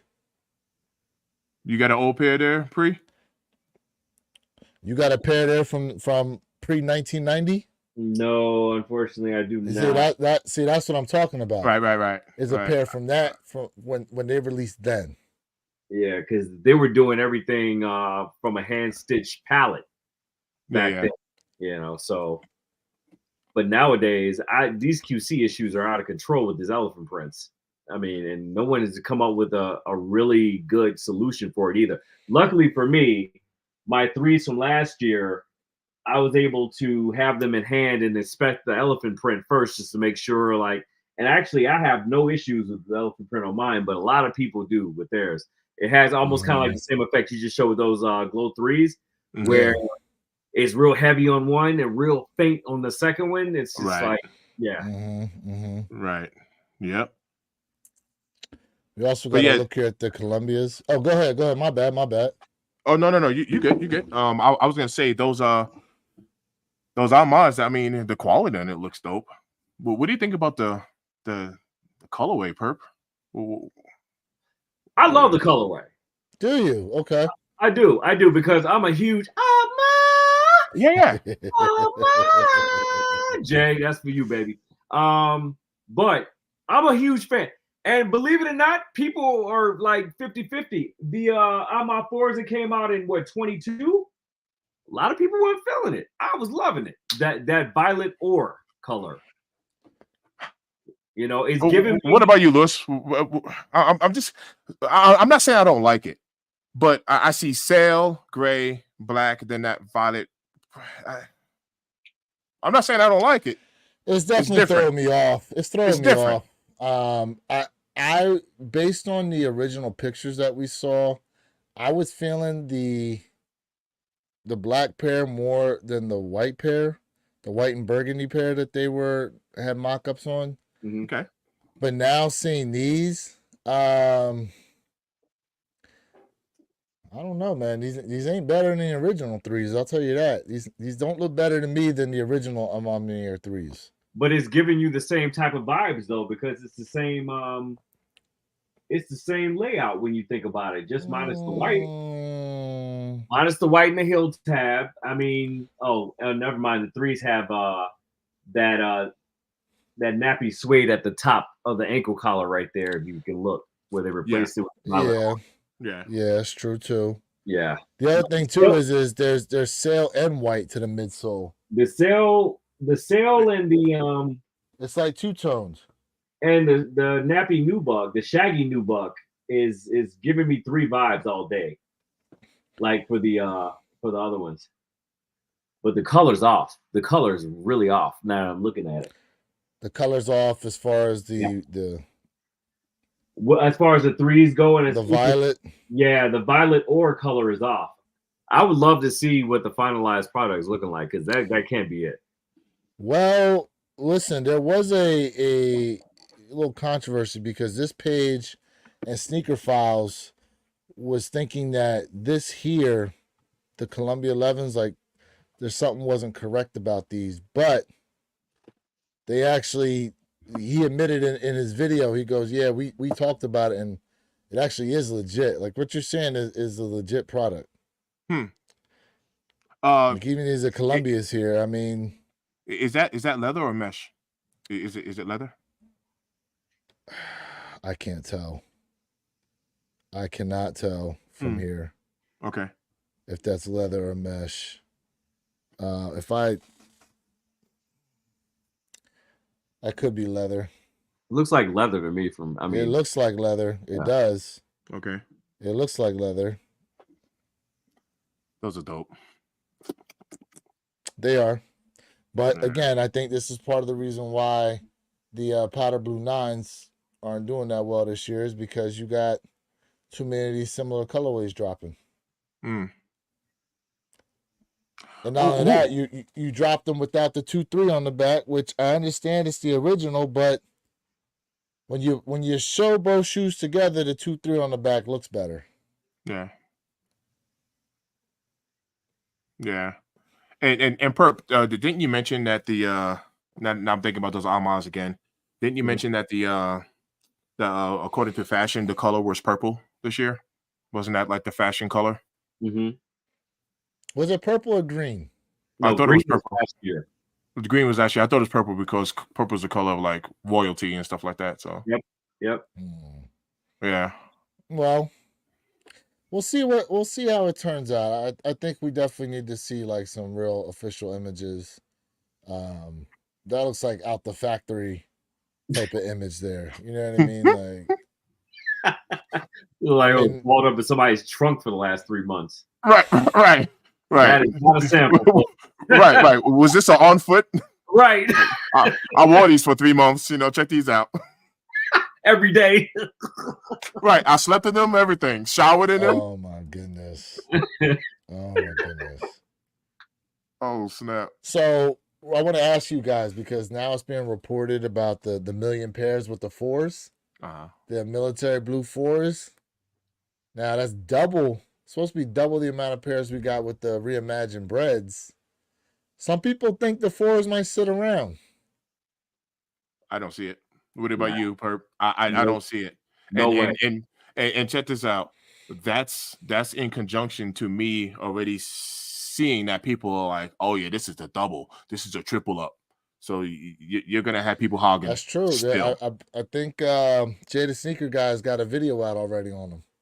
Yeah. So I checked it out a little bit. Million. And don't be confused. 1 million is not a lot of pairs. It's not. Right. No, by any means. It's still going to be a super hard cop. So how many pairs were you able to actually walk away with, Perp? Of the 4s? On the 4s, the bread 4s. 3. How many pairs were you able to? I touched 3. Okay. Now, with the right footwork in hand, you got to be able to touch at least 1. But fam, remember, there were people that still couldn't cop on those 4s. But what did they think? But what did they? Some of that is true, but some of them also were lazy in the way they moved to get the shoe. I would agree with that. That's fair. Some of them were. That is fair. Now, that is fair. I'm not talking about those who thought they had their pair secure at like a Dick's Sporting Goods and then they got screwed over. I'm not talking about the people who were able to secure 1 pair from like Finish Line and then they got screwed over because they canceled their order. You know what I mean? Like, to me, you had your W, but circumstances basically took it away from you, which sucks, right? But I think everybody who puts in some type of work should be able to touch at least 1 pair, more so than they were able on the bread 4s. That's what I'm saying. I can see that. it's still gonna be hard, no matter I how you see slice that. it. You know, and although even with them dropping a DSG, right? You know, you still have to put in for work to even, do that, to get that, because people were catching L's even at DSG. Much like what you just referenced, with them coming out with too early lists, and they had to scrub that list, then they had to start all over and then get to the back of the line. I mean, it was bad. It was bad, but it's still going to be now. Now, I think the real true question that a lot of people are asking is the rockability, the wearability. What is easier to wear, the Reimagined Fours versus the military blues? And of course, to me, is hands down the Reimagined Fours. Yeah. You know, all day goes with everything. It's a lot harder to rock those military blues as opposed to the Reimagined Fours. Think about it. You can rock those with anything. You know, that blue and white, color schema. You gotta move within certain boundaries, with that particular sneaker. And that's what throws some people off. And to me, Move that's within certain boundaries. What do you mean? Like, because why? Just the colorway. Colorway. He's just talking about colorway. That blue, that royal blue color, and the white. Like white goes with anything, but then you throw a blue in there, you start limiting your options with what you can really rock with it. As opposed with a sneaker, you can rock anything with it. All right. So, all right, Lewis, peep this. What you're wearing right now, Perp, what you're wearing right now, what I'm wearing right now, we can put on the remastered, right? Whatever they want to call them. We can put on those breads right now with every one of our outfits, even with your gold that you have. Facts. That's true. Right now, all of us, right now. That's true. Can you do it with the military blues right now? Right now. I know I can't. Nah, with what I got on, nah, I couldn't. It would definitely look off. It would. It would. Very good point, Mr. Think. Thank you very much. So, okay. I see it. I see that aspect. I think, but see, turn around. Look what you guys have. Both of you have blue and white sneakers, just like I got. Yeah, but I rarely. I would say those corporate airships are going to be harder to style with than military blue fours. Oh, you see that? No, yeah, he's right. I see he's trolling us. Mr. Think he's trolling us. You see what he's doing? Oh, we almost fell for it too. We got a question that came up here in the chat. What do you think of reps? Well, I'm gonna tell you right now, I personally think reps are unnecessary in 2024. There's so many great shoes sitting on the shelves right now that are to be had that, just be patient. You'll be paying way under retail for the shoes. You know what I mean? And it's a retail pair. Like, why not? Like, I understood people's argument when it was so hard to touch a GR like it was during 2020. Yeah. We talking a GR, and people were like, you know what? I'm tired of. I can't even get a regular GR shoe that's got no prestige to it, nothing. They're being bought up by bots. They're reselling them for $100, $200 over above. You know what I'm saying? And you're like, you know what? I'm just gonna go and get the rep. And I was like, I see where you're coming from, but you don't need to get reps now. For what? It's almost a way. It's a way larger waste of money now, in my opinion. If you're just patient, you can get a lot of hot sneakers for pretty much the same cost, if not lower, than reps. That's my take on it. Mr. Think? Yeah, I'm in agreement with you. I mean, I don't buy reps. I don't rock them. I don't buy them. I don't even do like real versus fake videos because I don't even have reps, on hand. Mm-hmm. But I was talking to somebody. I got a haircut yesterday, and I was talking to somebody, in the shop about him, and he was an older gentleman, and he had that old school mentality. I ain't paying no $100 for no sneaker. So he told me he rocks reps and that's his thing. And I was like, I hear you. Not my thing, that's yours. So, if somebody do have that mentality of, I ain't about to spend no $180 for no Jordan 1s, and if that's your thing, if that's where you move, cool. That's not what I do, right? And then watch this on top of it, because I don't know, because I don't have any. I wonder if so outside of it being a replica sneaker, as far as like whatever, I don't know the comfort levels of reps neither, and I like my comfort. I take care of my feet, so but that part I can't speak on because I don't have any. So I don't know if reps feel the same. So Perp.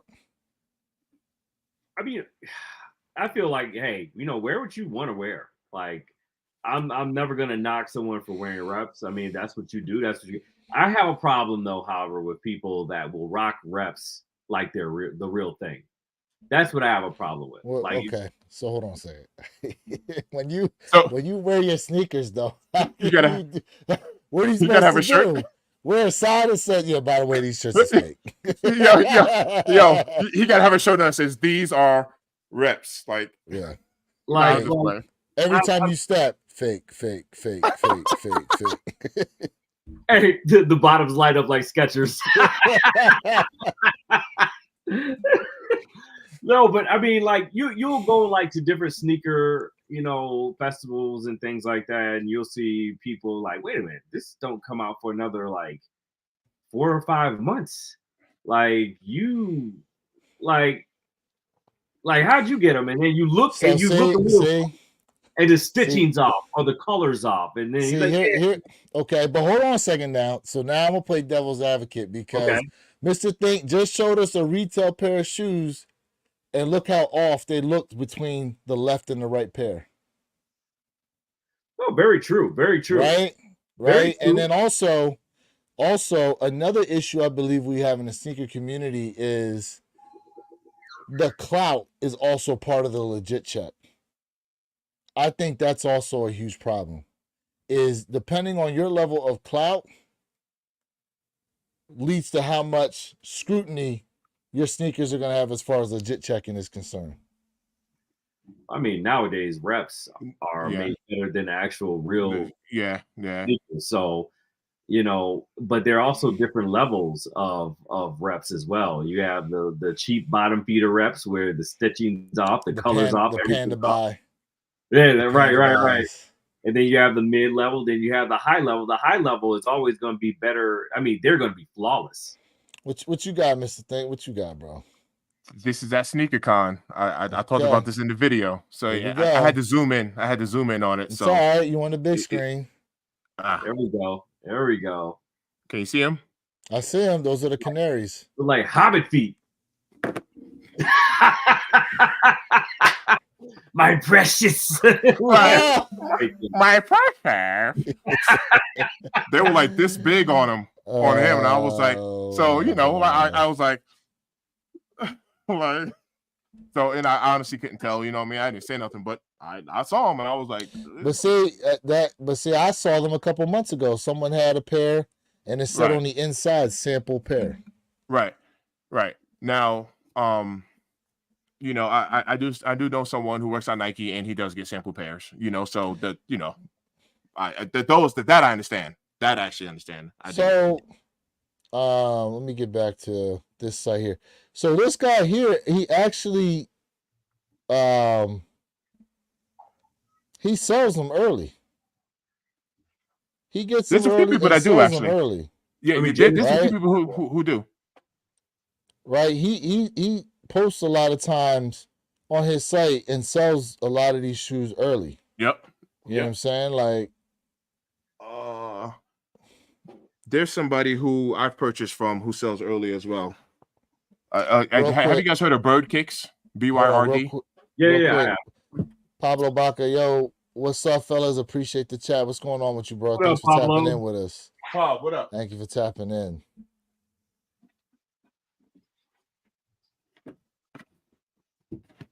Yeah, there's a guy here. Hold up. Oh, yep. Burns Kicks. Yep, I heard about him. Yeah. He's got a lot of early. Yep. Hey, he better send you some money for that shout out too, bro. There we go. Give me my money. 100%.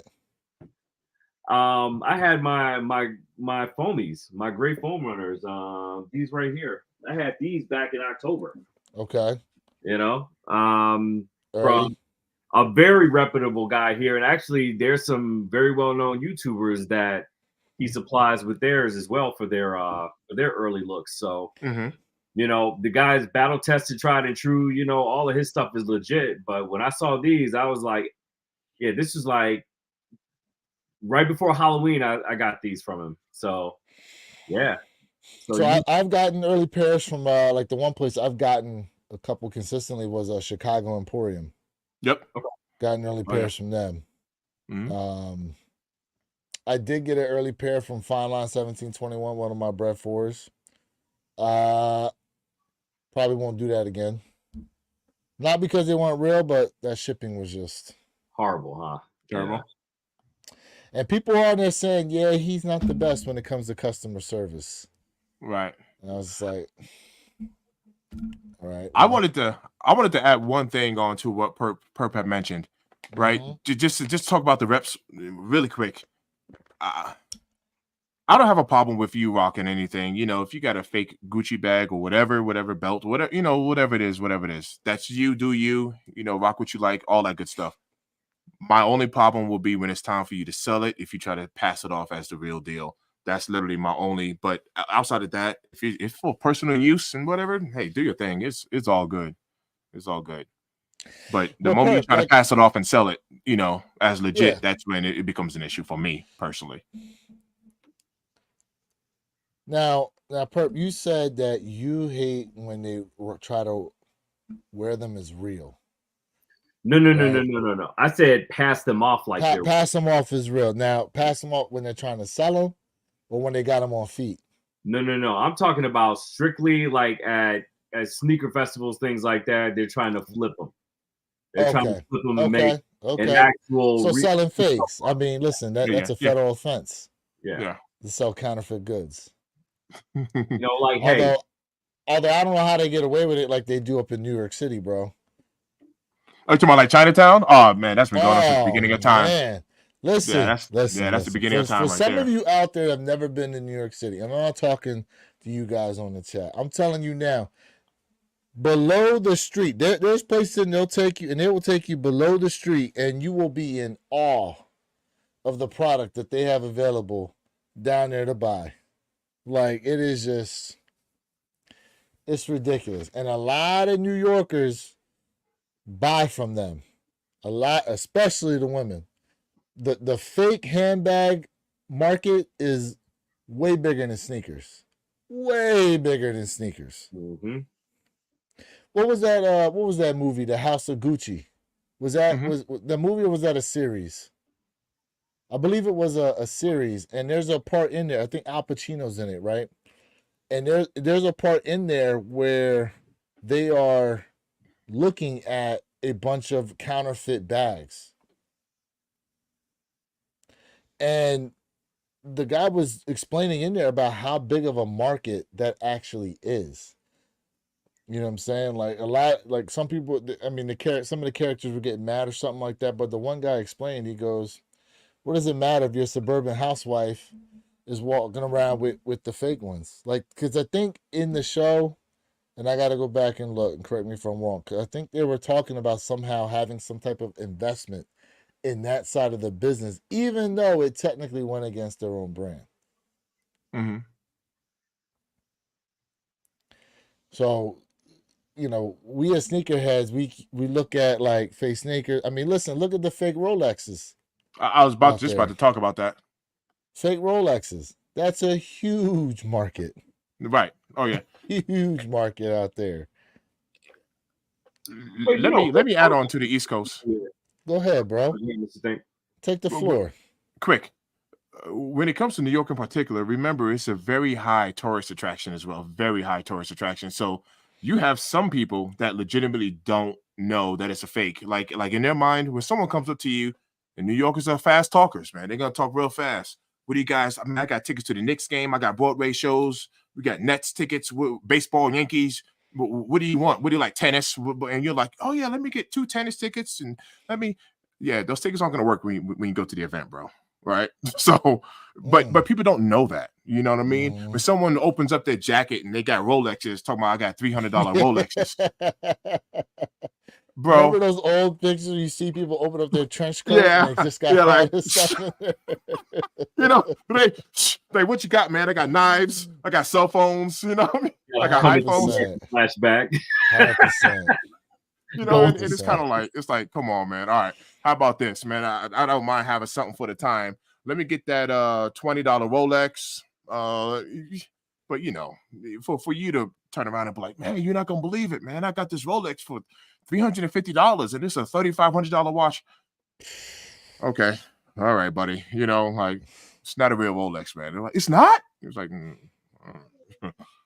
no, they didn't fall off the back of the truck for you. All right, and like, and for your Rolex to be authenticated, they use one of those little eye magnifiers, and they really can get in there and look at some of the like little inner components to tell you whether, to the naked eye, you probably can't tell, but well, back in the day, who deals in Rolexes, the second, it doesn't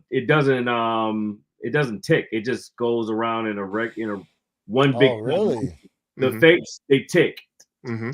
Oh. A real Rolex, it doesn't do that. It just like that. So now, is it true that with the Rolexes, like I think they're, I don't want to say motion activated, but that keeps them going? Kinetic energy? Yeah. Some of them. Or is that a different brand?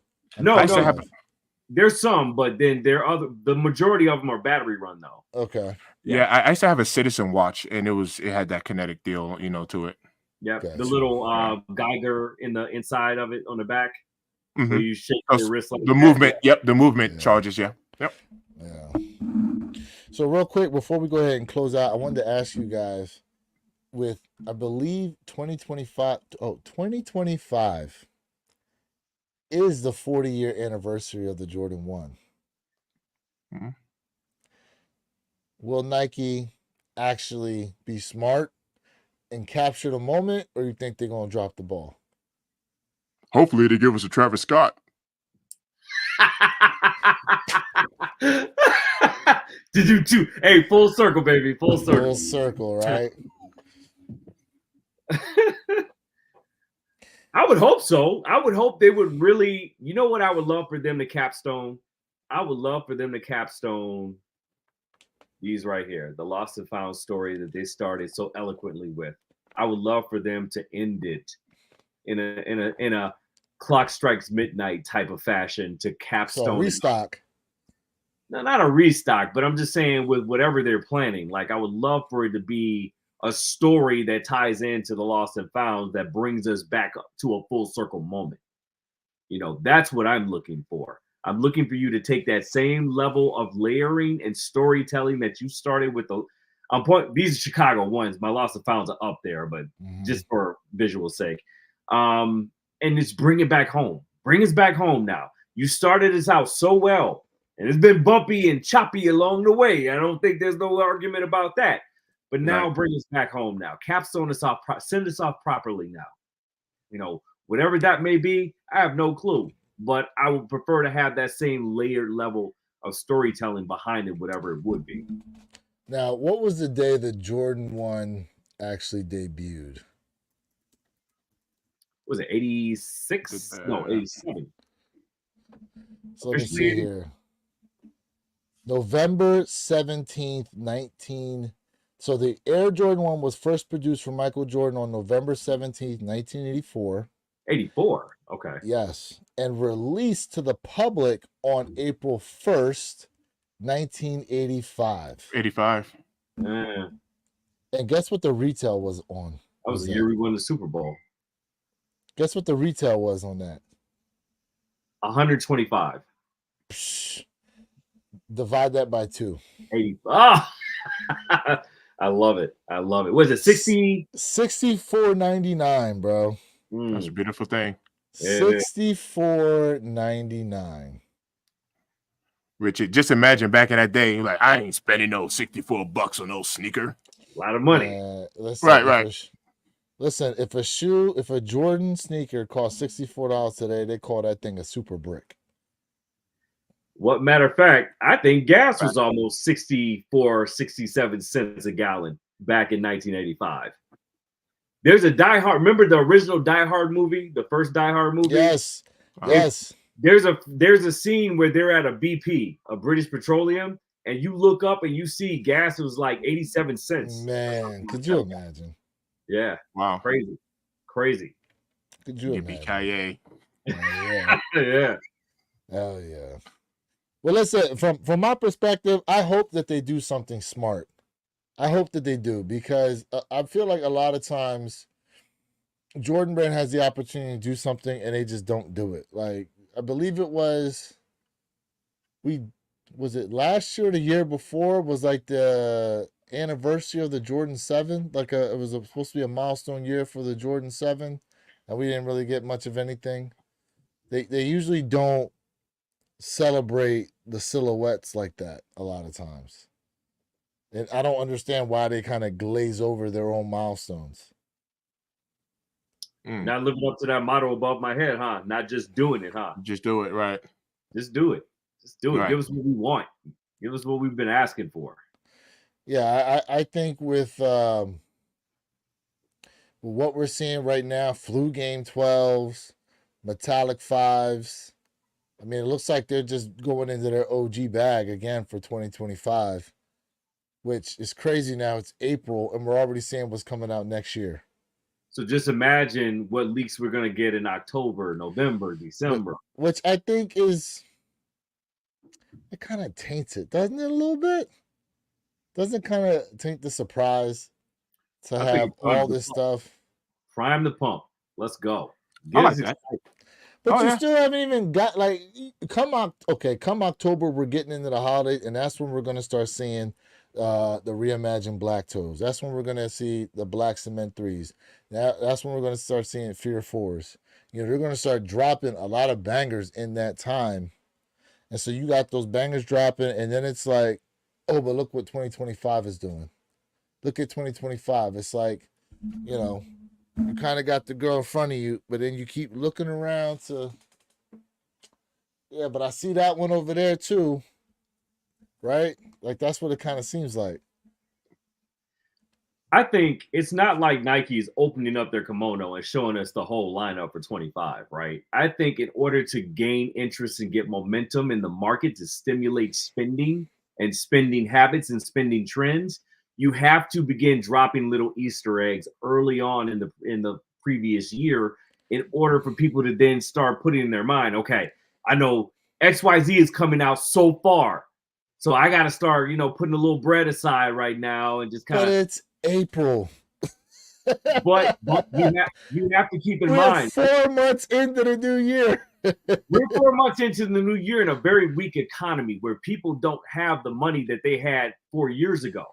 So now they need extended time in order to continue to build that bread up in order to dump it into Nike's bucket. Listen, come next year. The time machine is needed to back up to be able to save the money. Facts. But yeah, I mean, listen, you're 100% right as far as the economy is concerned and the way pricing is. I don't want to, this conversation could drag out a very long time if we started talking about those things. But those are very real situations that are going on out here. And let me tell you, I was talking to my fiance about some of these houses I was seeing down in like the Miami area, and these things look like shacks. Mm-hmm. Shacks. And some of them they're wanting $500,000 for it. And I'm like, ain't no way. Ain't no way. And then some of the places they were asking for as rental properties and what they were trying to charge for rent, I said, absolutely not. Ain't no way. Yeah. Inflation is ridiculous right now, especially in the housing market. And then the interest rates are no better. Yeah, well, I mean, they're slowly going to start declining, the Feds say, but even after they go down to say, let's just say 2 marginal price points, it's still going to be hard, to comp, because guess what? House prices versus interest rates are just like a seesaw effect, right?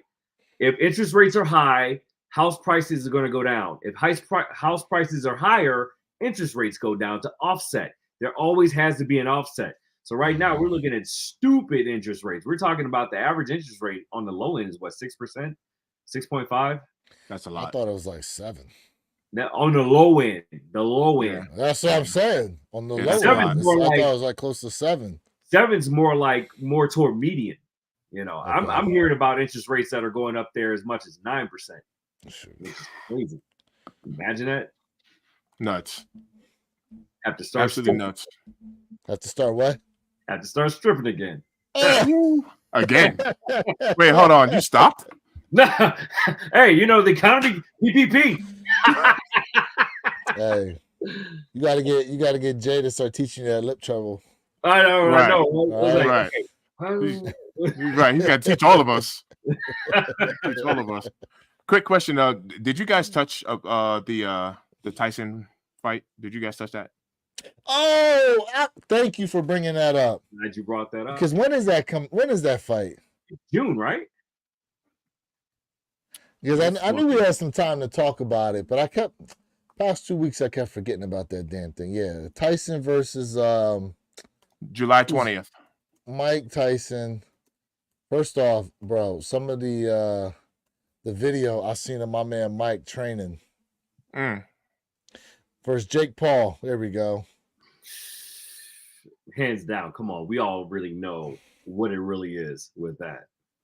Even in his age now, I would still not even set one toe in the ring with Tyson. Same. I don't want no part of that. Bro, I saw some of his training videos. Them things look Crazy. menacing. Yes. Menacing. The way he's moving. He's fast as heck. Like, geez. Bro. Well, you know what, Perp? Let's backtrack that a little bit. Go ahead. I mean, you know, if you're gonna throw a couple of mil at me for me to take a body shot by Mike Tyson, I don't mind a broken rib or two. All right. A collapse. What's a collapsed lung between millions? What's a collapsed lung? You know. Hey, you better than me because shoot, he cracked one of my ribs, man. I mean, look at your boy. What is he? 57. That's crazy. That's crazy. 57. And still has his speed and power. Yeah, that's the crazy thing. He's like, don't let that gray fool you. Yeah. Right. And that's what a lot of people are saying. Like, man, I wish I could find like a little clip of him training. Don't even matter. For those of you out there who need to see it, go look up my man Mike Tyson in his training because it's menacing to watch it. He still got the bob. He still got that bob and weave going on. Yep. He's a monster. Did any of you guys watch that fight with him and Roy Jones Jr.? Did any of y'all watch that? Yeah, I saw it. When Tyson and Roy Jones? Yeah. I don't remember watching it. I've seen it. Well, what was your thought on that, Perp? Real quick. I think, why did Roy even get to the ring? Number one. So he wasn't prepared.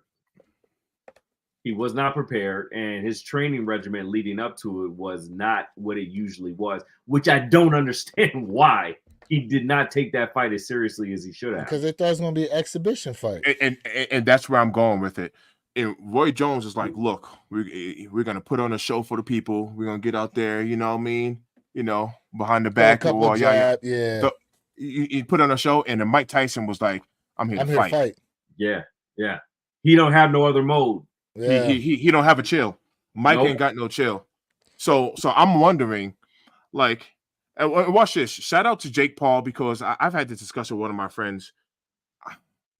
The man can box, right? I mean, he can fight, he can box. For a YouTuber to go, you see what I'm saying? So, but watch this. If Jake Paul lays Mike Tyson out, I'm gonna scream fake from the top of the mountain, bro. I'm screaming fake. Like, say, boo this man.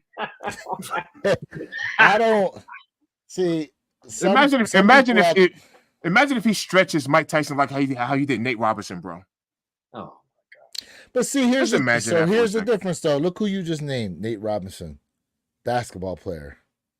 I mean, the closest thing to a boxer he had was who was that one MMA fighter he went against? I know what you're talking about. Yeah, I know what you're talking about. I can't think of his name. I can't think of his name. He was the closest thing to a boxer I believe he actually fought. Is that correct?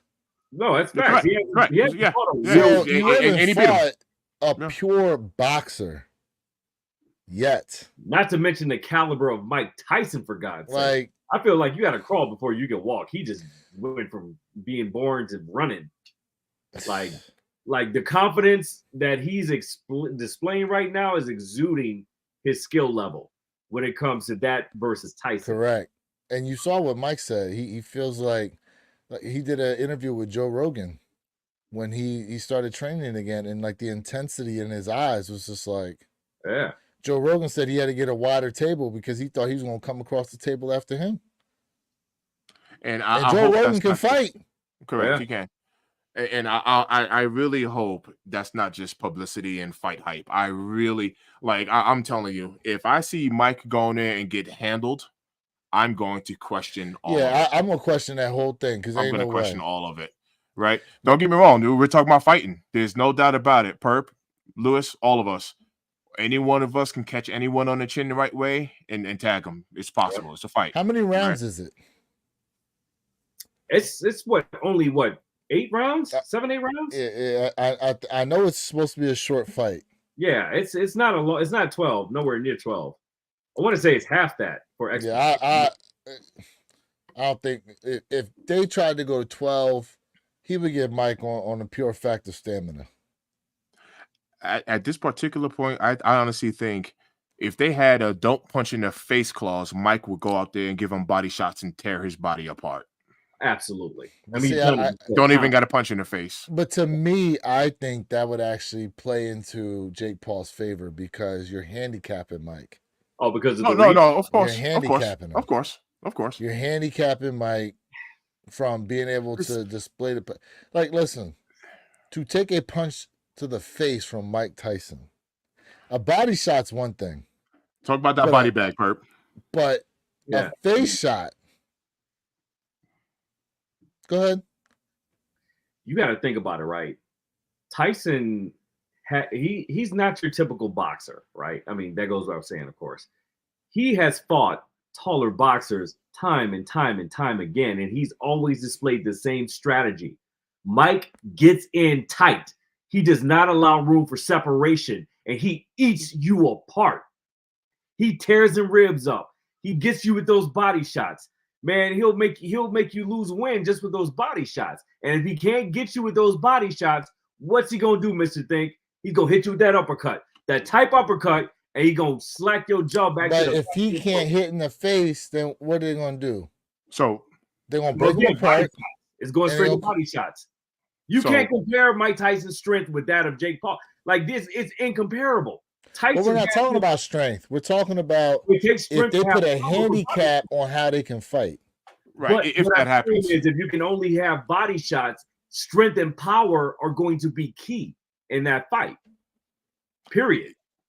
Check this out. I'm gonna question it. I'm gonna question it from the bell ring because I've watched, I grew up, just like Jordan, I grew up watching Tyson. I cried, bro. I cried when my man took that L. Yeah, Buster Douglas. I cried, bro. As a kid, I cried. All right, so watch this. Ding, ding, ding. Here goes Mike. Boom, boom, boom, boom. He's walking into you. He is. In the very beginning of this fight, if I hear that ding, ding, ding, and Mike goes out there, he's out there doing one of these, I'm gonna be like, yep, I see what's happening. I really see what's happening because that's not Mike's style. I'm like, you know what? I'm done. Exactly. The moment if they get up there and there's a bunch of space between them and Mike's out there, you know what I mean? Just against smaller fighters, Mike is always closing that gap. He's gonna close. He's gonna close the gap, bro. He's coming in. Ken Norton goes, if Tyson does not knock him out within 6 rounds, he might have a problem. Tyler came in and goes, look at Tyson and Lennox Lewis fight. Lewis towered over him. That's true. Lennox Lewis is a big boy. 6'4"? 6'8". No, he's 6'8". No, he might not be that tall. I'm thinking about the Klitschko brothers. Let me look that up. Okay. My bad. But Lewis is I know he's up. I know he's 6 something, and Mike's like what 5'9", 5'10". 5'10" is what he's 5'10". listed as. Yep. I mean, how tall is Jake Paul? He's like 6'1", 6'2", right? So what's the tape on it though? Who's got more reach? Well, Jake Paul, of course. Well, He's like- he can be for taller sure. and have shorter arms. No, but he's got range. He's got reach. My bad. So Lennox Lewis is 6'5". 6'5". Okay, I was 6'5". close then. Yeah, so Jake Paul's reach is what? I'm not sure about but he definitely has reach. Yeah. And Okay. just like what Perp said, Tyson, he's gonna close that quick. He's got to close it real quick. He's gonna close it quick. Okay, so Jake Paul 76 inches, Mike Tyson 71 inches. Yeah. So He definitely got the reach over him, no doubt about it. Yeah. So let me see if I can bring this up real quick. I can see it already, man. If Tyson comes out to fight, you know he's gonna do that little jab step and hit you right in the back. Oh my! Oh yeah, we know what time it is. All right, so yeah, here we go. It says Jake Paul's reach 76. So Paul 27 stands at 6'1", has a 76-inch reach, according to ESPN. So 6'1", and then Mike Tyson 71-inch reach. That's weird because I've seen interviews with Jake Paul and he stated that he was 6'2". So it's interesting to have him at 6'2". I mean, it's probably like 6'1" and some change. Yeah. 6'2" with shoes on. Yeah. Everybody. You know what I mean? 6 here. He'll be 6'6" if he put in those the mischief right, those boots. Oh shoot, the mischief stompers. Yeah, people been rocking them too. People have been rocking them. Listen, man. No, you stump somebody out of nose, man. You cancel Christmas. Right, you ain't never lie. So look at this. It says here, DraftKings goes odds makers. Jake Paul minus 360, Mike Tyson plus 300 odds as of March 8th. It's over a month old, but Mike Tyson's 50. What is he? Here they go. They talked 54. about it too. In Tyson's last exhibition fight, he faced Roy Jones Jr. at Staples Center on November 28, 2020. Tyson, who was then 54, looked aggressive from the outset and stalked Jones, 51, throughout most of the 8 rounds. Yeah, because Jones told you in the post fight interview, he's like, man, I wasn't in my prime shape for this. Correct. Mike Tyson said that, or no? Jones. That was Jones. Yeah. Yeah, Jones. And they were like, so can we see like a rematch, whatever? Jones was like, yeah, I'm good on that. Yeah, he was like, yeah, okay.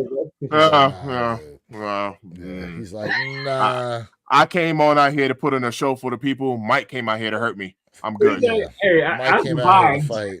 Right. He was like, look. That's a vibe, yeah, no thanks. Yeah, no thanks. But look at those odds, bro. Look at those odds. Imagine what the bag can be if Jake Paul was to lay him out. Imagine if you put a couple of milli up on that and took a dive, fam. Well, I see. To me, okay. Jake Paul, in my opinion, is in somewhat of a lose-lose situation, unless Mike comes out and proves to be a capable fighter at his age. So wait, what I'm saying you think Jake Paul is at a lose-lose if he knocks out Mike Tyson? Yes. Oh no. Nah, that's Mike Tyson's 57. Bro, you knock out a 57-year-old dude, like, come on. They're gonna say, well, he's 57 years old. Nah, yeah, that's Mike Tyson. I'm not saying they're not going out there dragging his name through the mud, but they're gonna say, all right, well, the realest boxer you faced was Mike Tyson at the age of 57. I don't know. I got to fight you on that one. Yeah, it's Mike. But you admitting yourself, though, he ain't fought no other real. This is the first time he's going to fight a pure boxer. Yeah, but even at 57, it's still Mike Tyson. 100%, We've bro. seen his training videos. He's got more speed and power than people that are 40 years old out there right now still doing it. I mean, come on now. He's a freak of nature. This is all he knows how to do is terrorize people. And if his mental is on par that night, oh, it's a wrap. Because we already know he's in perfect physical condition right now. His mental is the reason he went down in that Buster Douglas fight. And Mr. Think, you know that.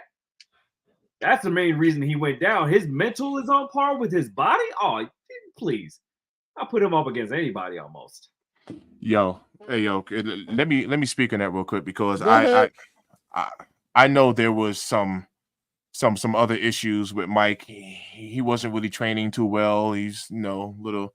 I think part he lost his trainer too, right? Substance abuse. That definitely put him in a bad spot. Losing he was partying. He was partying really hard, and he wasn't. He wasn't really taking the fight too serious. But I watch this. Remember, during Mike's entire career, here it comes. Imagine going your entire career and never hitting the canvas. Think about what I just said for a second. Mm-hmm.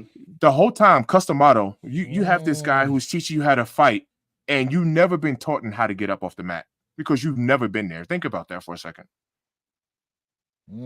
Think about not getting taught on how to get up. So not only Buster Douglas just lay him down on the mat, but his mouthpiece came out. So here Mike is on the floor, and he got his mouthpiece, trying to put his mouthpiece back in with his gloves. And, like, imagine if someone was to teach you and say, look, if your mouthpiece falls out, don't worry about that. Just get back up. He's never been taught on how to pick himself up off the canvas because he's never been there before. Think about that for a second. Fredo Vasquez tapping in, say Mike Tyson is still the boss. Ken Norton, we got here. Honestly and truthfully, if Tyson fights like he usually does, he should knock out in 4 rounds. Tyson is Tyson like Jordan is Jordan. But see, we would argue Tyson's one of the greatest. I don't know if we'd argue he is the greatest. Look, if he was fighting, let's say if Jake Paul was fighting like B-Hop, right? We already saw B-Hop getting literally knocked out the ring. And if he's fighting like Evander Holyfield or George Foreman at his old age, we'll be like, come on, that's George Foreman. The dude's old, But this is still Mike Tyson. You know what? You make a really good point about that. You do. You make a really good point because you bring up Mike Tyson. There is a sense of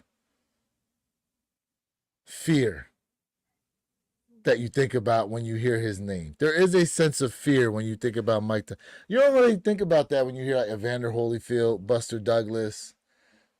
There's respect. Absolutely. For those fighters. Absolutely. Respect for those fighters. You hear Mike Tyson, it's like, shit. You're like, oh, yeah, right. You're still like, oh. You're like, that's Mike Tyson. Yeah. And he's still very much so involved. Like, you see there's countless videos of Mike Tyson still training other people. I mean, he's very active within the boxing community. Him training himself, like he's got that look in his eye like that. Yeah, like a welcome back. Yeah. Now, do you think some of this too is in our minds because of what we've seen with like the Rocky movies? Because technically this is like one of those Rocky movies.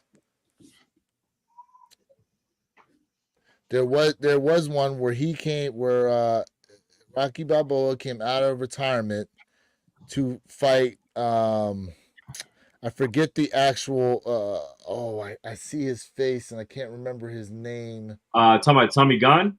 No, not that one. That was 5. There was like a later one where he came the black dude that he fought.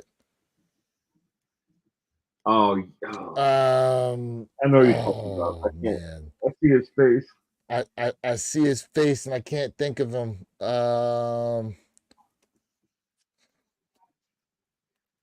Fights out of retirement. What movie was that one? I think that was it's called Rocky Balboa. That was the one in 2006 where he came. Who did he fight? Damn, I'm looking at the guy right now. His name was oh man.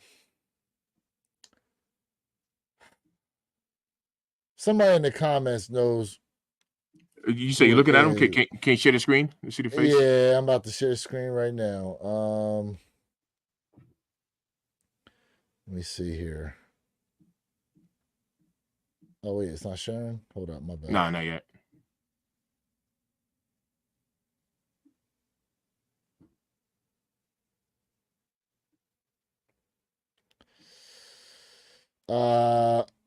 Is it Tar something? Tarver? I think it was Tarver. Antonio? It wasn't that Antonio Tarver? If that's the name? Yeah, it has to be Antonio Tarver. I think that's who that was. Antonio Tarver. I think that's who that was. This one. His character was named Dixon. His character was Mason Dixon in the movie. But I want to say that was Antonio Tarver. Antonio Tarver. Yep, Tarver. Regardless, same situation though. Antonio Tarver was like the main guy. No, not Mr. T. Not Mr. T. Kendall. That was that's Rocky 3. Not Apollo Creed. That was Rocky 1 and 2. Talking about a later version. I got the video up right here. The picture up here. Yep. That's Antonio Tarver for sure. That's Antonio Tarver. Yeah. So so in this particular movie, he was retired for a certain amount of time.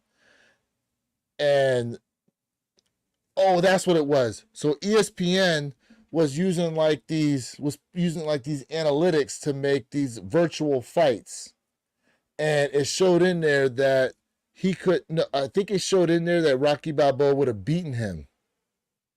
And that's how that was like the whole premise of the movie, was he started calling him out and all this other kind of stuff. Because I remember like he used Apollo Creed's trainers to train him to go back into this fight, because they were talking about how like he's got arthritis and all these other kind of things. I remember they were using like anchor chains or whatever to train with in this movie. Yeah, this thing was wild.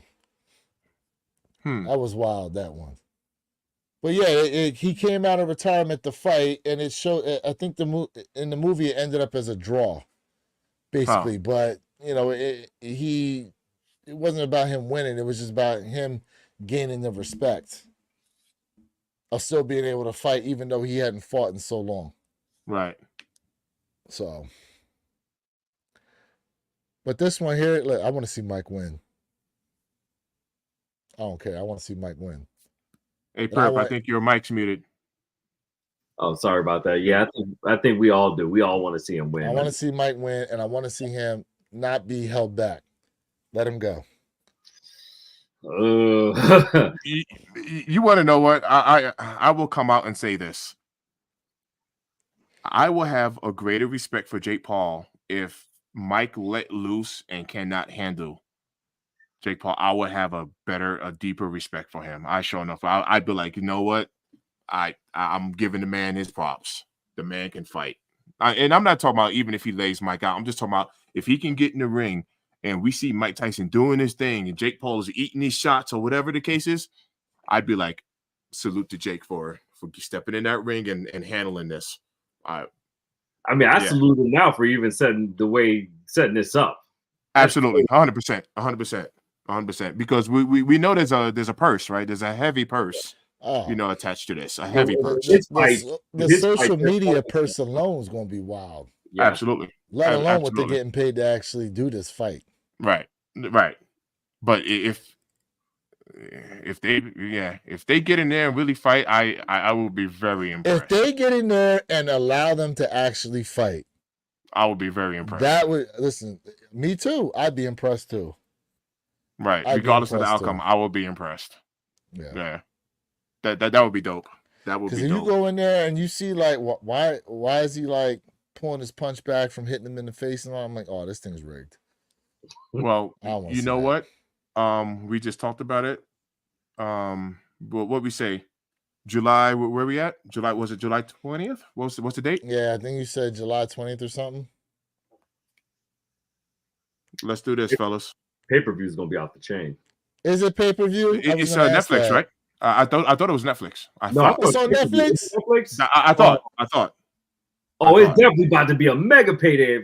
Oh my lord, they put it on Netflix. Let's look that up. I thought, but fellas, July 20th is a Saturday. We can go live. We can stream and. Yes. I'm just saying. You know, even if it's just us on camera and we're watching Tyler confirmed it. It's Netflix. It is Netflix. Oh yeah. Hey, it's some scratch. Yeah. It's some scratch out there. Then if Netflix is in it. Hey, mark your calendars right now. We're gonna be streaming live during that fight. Yes. Hey, there we go, bro. Let's go ahead and go live. Oh man. Let's go ahead and do it. Oh man. Let's go ahead and do it because I'm gonna be very excited for that. Netflix it is. There we go. That'd be dope. Yeah, let's do it. That'd be dope. We'd be able to do that. Oh, hell yeah. Could be some millions out there. Yeah, I'm gonna come. Yeah. Listen, I'm gonna set my TV up right in here so I can watch that damn thing. Oh yeah. Oh yeah. Oh yeah. Yeah, man. Listen, that 100%. That's a great idea, bro. Let's do it. 100%. That's a great idea. Great idea. Shoot. Speaking of great ideas, I need you guys' help as to how I'm gonna do a giveaway on this pair of Air Force Ones. So let me little backstory here, and then we're gonna close out. All right, now I was at a sneaker brunch. What was it 2 weeks ago? Yeah, week before last. And they had a bunch of like raffles going on, and it was just random prizes, right? And one of the prizes ended up being crispy pair of Air Force Ones. Now this in particular is a size, what are these? Size 10. These are a size 10. I can't fit them, obviously. Dead stock, never been on anybody's feet. Mm-hmm. But I want to do a giveaway with them. Now, I did a giveaway before, and I did that wheel picker. I plan on maybe using that again because a lot of people really enjoyed that. It was kind of fun. Mm-hmm. But I guess as far as the parameters to get in there, what do you guys think? To be eligible for it. For starters, if you take a Sharpie and write Utopia on there, you turn it into Travis Scott's. The the gold joints. No, you turn it into Travis Scott's if you write Utopia. If I get the gold pen. Yeah. So now instantly, you have Travis Scott's. Nah, I ain't gonna do that to nobody. Scribble. I got the pens. Shoot. I'll overnight one to you. Yeah, you guys will have to help me out, man. How I'm gonna do this as far as pull, you know what I'm saying? Get people in there. And don't forget, they're talking about reducing manufacturing of the Air Force One. So at some point they may be a little hard to come by. Correct. Not happy to hear that right now. Right. Customizable as heck. Yeah, that's what I use them for is customizations. I do not want to hear that right now. You better start buying some up now. Right, start buying. And don't they still have? I haven't done it. I haven't done it in a while, but on the Nike app, don't they still have like the design by you and you can still Nike for by dunks, you. Nike by you, Dunk Highs, Dunk Lows, Air Forces, Sabrina ones. You did those? Yep. Dope. Nice. Dope. And when I tell you the leather quality on these is sick, and it's a leather tongue. Yes. Crazy. Yes. Yeah, I got a Dunk by You like purple pair that I did. Mm-hmm. Yeah, the quality is sick. Yeah, I was, and people were complaining about them being 150, but I'm like, look at the quality you're getting. Is worth it. Yeah, absolutely. So absolutely, that's dope. Yeah. Tyler said he'll be there. He'll be here. Hey, that's what's up. Hey, that's listen, what's up, Tyler. Here we go. Yeah, we'll make it happen. Say, I'll watch with y'all. Here we go. Salute, Ken. Look, we want a lot. Listen, we need this. When we get closer to July, we're gonna start really putting that out there that we're gonna be going live during that. Yeah, we gotta promote that. That is dope. Yeah, we gotta promote that. That is Hell dope. yeah. That would be dope. Matter of fact, see if we can get like some other people to tap in with us too on YouTube. I like that. Mhm. Hell yeah, we have like a whole panel going on during that fight. That would be dope. So, hell yeah. Anything before we close out, gentlemen? Like, share, subscribe. Yeah, we definitely forget to call to action. We were so deep in this conversation, we always forget our call to actions. But yes, 100%. Like, share, subscribe. Purple Haze, when you dropping your channel, bro? When's the debut? Ooh. Oh, ooh. Fight night. Ooh, okay. Okay. That's Fight more night. joy. Fight night. What's the thing? What you got, bro? You put this on the list, so if we can cover this, I mean, within 2 minutes, so we don't. What's up? What did I miss? I missed The something. very, very bottom, because my son opened the door. Was like, "Hey, yo, Dad." He literally, I had to mute my mic just to talk to him. So if we can just give it 2 minutes, just 2 minutes. All right. So you're talking about Kendrick Lamar, J. Cole, and Drake. Go ahead, bro. Have you heard the J. Cole's album? Have you listened to it yet? I heard that he came back with some 7 minutes something that was his diss back to Kendrick Lamar. I haven't heard the verse yet, but I'm seeing mixed reviews, mainly that maybe it was kind of weak. All right, so Perp, have you heard anything? The response? Okay, I'm giving it to J. Cole. I think for J. Cole, his response was like, for me, it was a teaser, and it was a tough teaser. So that's okay. So if people are saying it's weak, I think J. Cole pulled some punches, but I think J. Cole clap back was very appropriate and I'm good. gonna have to go listen to it for real now. Yes, so, yes. I think it's called "I Might Delete This." There's a whole album. So hold on, why did Kendrick Lamar say what he said? Because from my understanding, he said, F the big three, it's just big me. Like what J. Cole and Drake said, I felt like they were giving him a compliment. And his response was like, he was spitting fire at him. I don't understand it. Is there something I'm missing? That's a really good question. Let me put it this way. Back in the day, I used to hang out with some NBA players, right? And whenever I was around every player, it didn't matter if it was Kenyon Martin, J.R. Smith, right? Marcus Camby, Melo, AI. It didn't matter who it was. In their minds, they're number one. Do that make sense? Yeah. Yes. Like Kenyon Martin was never saying, well, Melo's the man, so just give the ball to Melo. At the end of the day, everyone's saying, give me the ball, right? So in everyone's mind, especially when it comes to egos, like everyone's number one in their own mind. Like if you took the worst player in the NBA right now, statistically speaking, whoever that is, their mama's going to be like, my boy's the best player in the league, right? So I think psychologically, you really have to have that mindset. Like, I'm the best. I'm the best. Now, on that level. Okay.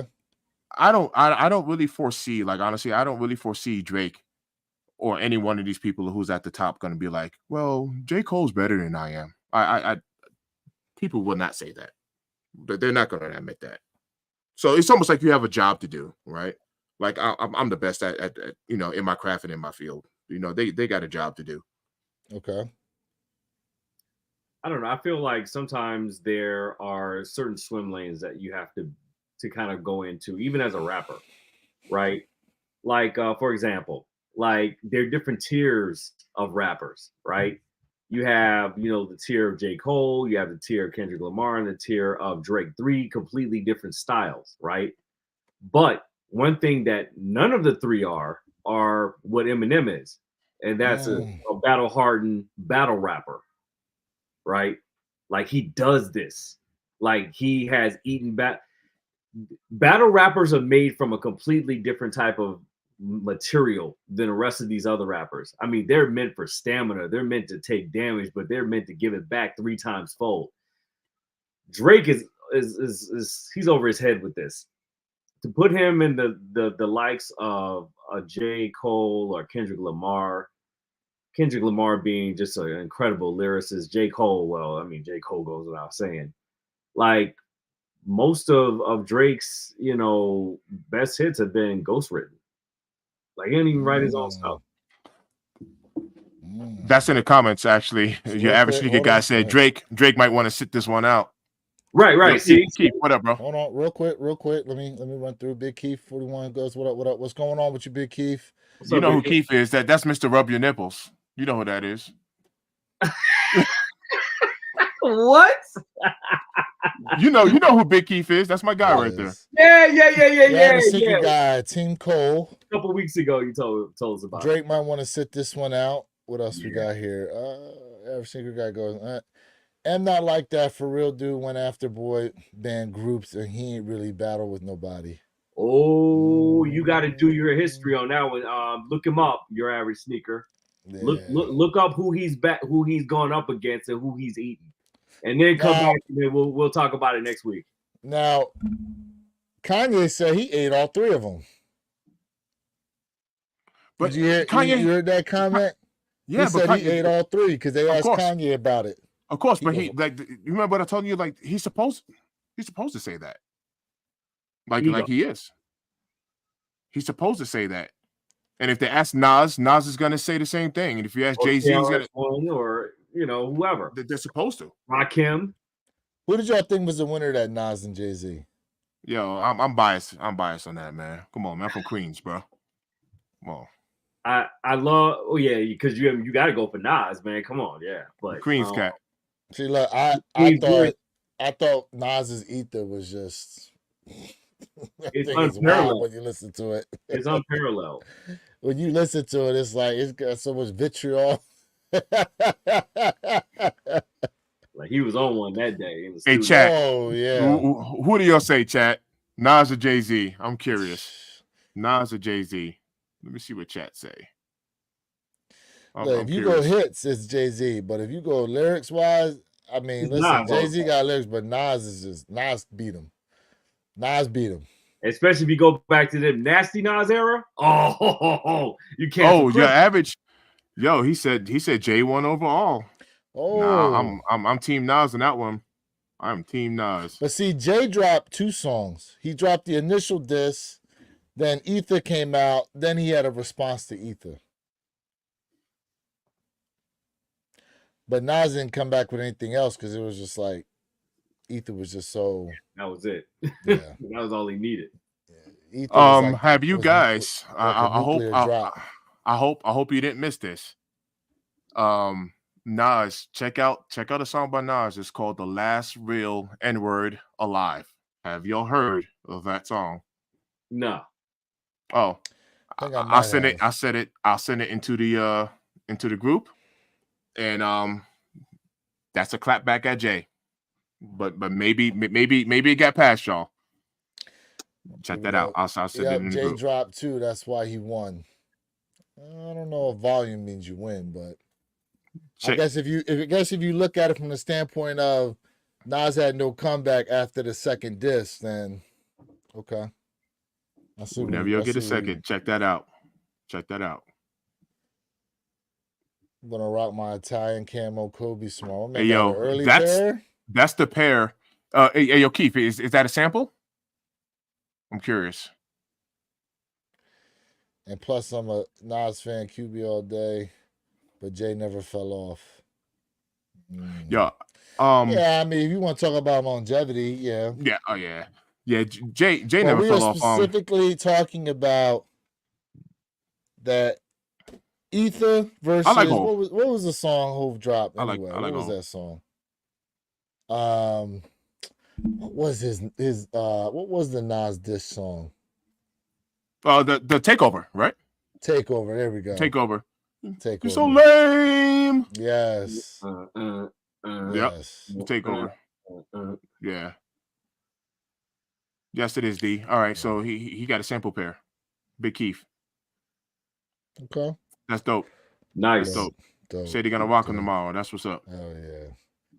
What's coming out this weekend, real quick? What's coming? Anything decent? I know those Vivid Sulfur 4s are dropping tomorrow. Yeah.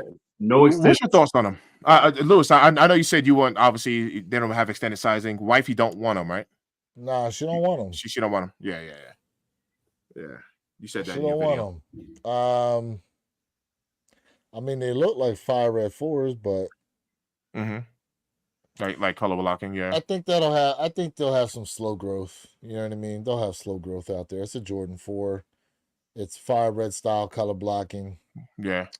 Those Jackie Robinson Air Max 1s on the 15th. Oh yeah, that's 15th. another one. That's tax day. Yep. Tax day. Yep. Tax Mark day. the calendars. Yep. Right.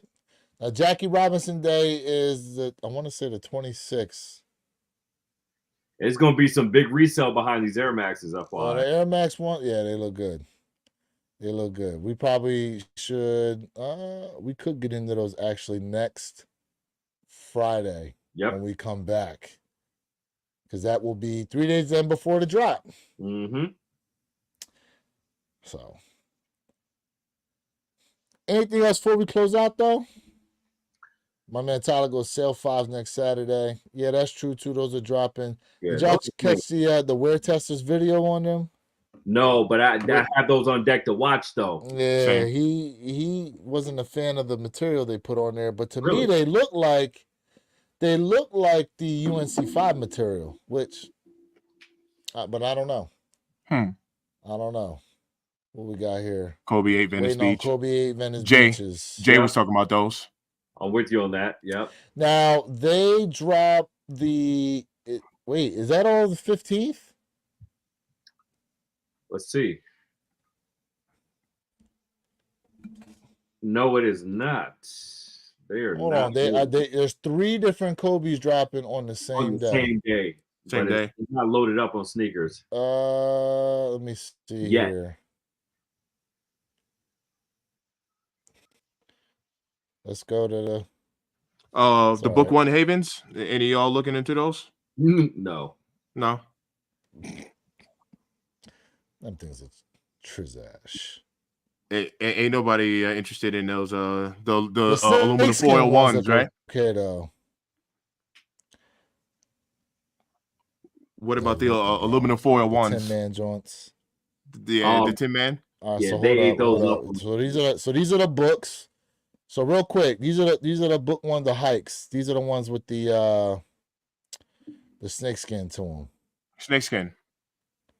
Okay. Yeah, these are the snakeskin ones. They're not bad in my opinion, but I just can't stand that loop on the back. I can't stand it. Your average shit. He's these are the 10-mans. Yep. I see that. These things, I don't even know why they brought those out. Did anyone put in the Air Max 95, the Atlantis? Yo. Oh yeah, the ATLs, yeah. Yeah. Oh, they dropped today, didn't they? Those are still sitting in full size range. They did. They dropped today. Yep. Yeah. No way. It's got a little story behind them too, with like the Phoenix and the colors and all that. You got the Crazy 98s dropping on April 13th. The Sail 5s is coming out April 13th. It's a clean silhouette. It's a clean one. The tongue on these is different. The tongue on these is a lot different. But these did they shave down? Did they shave down that side or no? Is that they did? They didn't shave down the side, but the tongue is thinner. The tongue, okay. They changed up the tongue a little bit. Italian cam. Yeah, the 13th. Here we go. They're dropping on the 13th. Yeah, I talked about this in my video when I was reviewing the April drops. So we got the Italian camos, the Phillies, and we got the Venice Beaches. All on the 13th. Now, mind you, now look, each one of these $190. And they're gonna sit up here too. It's loving it. Be, what is it? 5.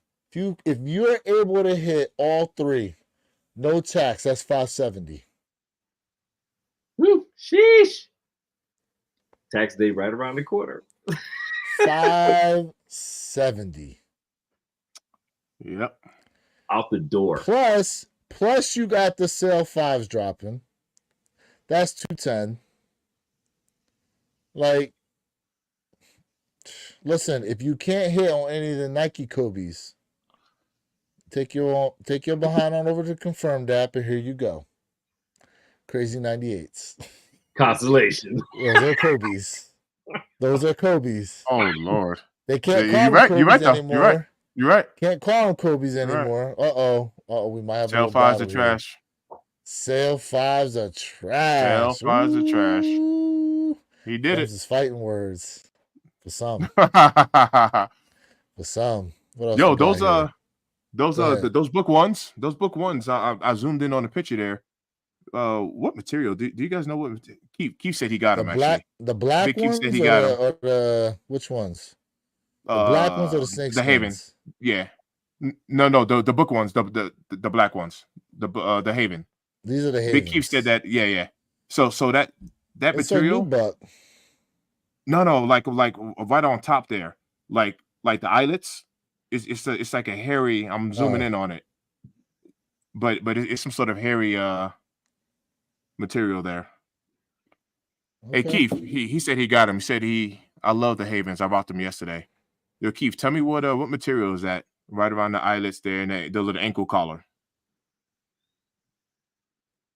I'm just curious. Yeah, let us know what the material is. He said fur. It's fur.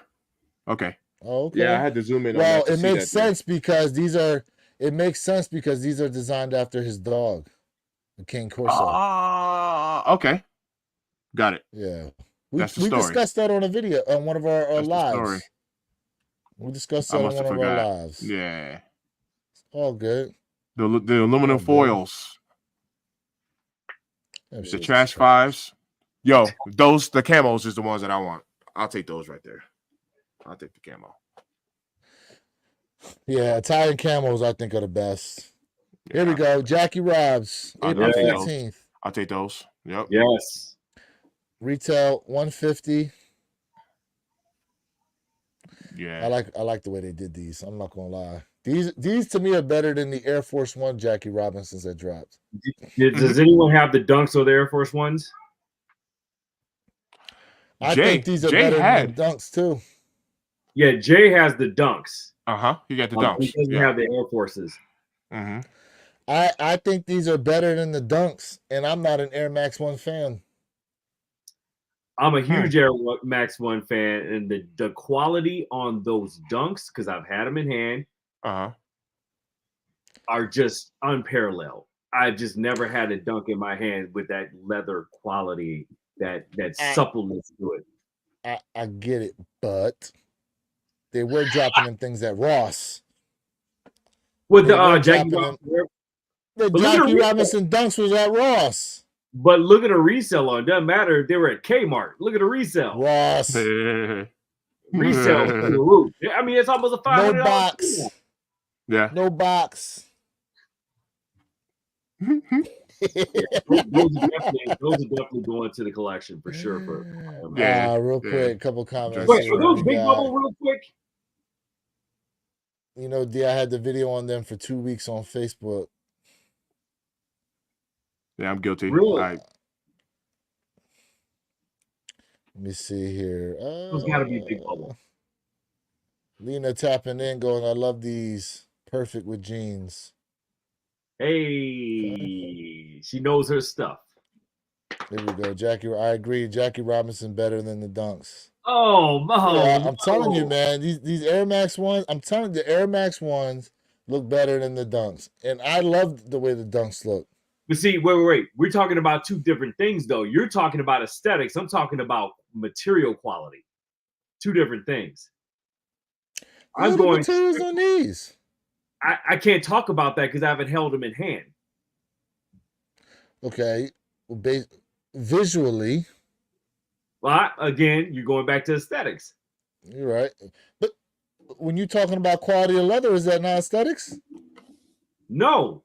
Quality of material is not aesthetics. because you can't feel aesthetics. You can only see aesthetics.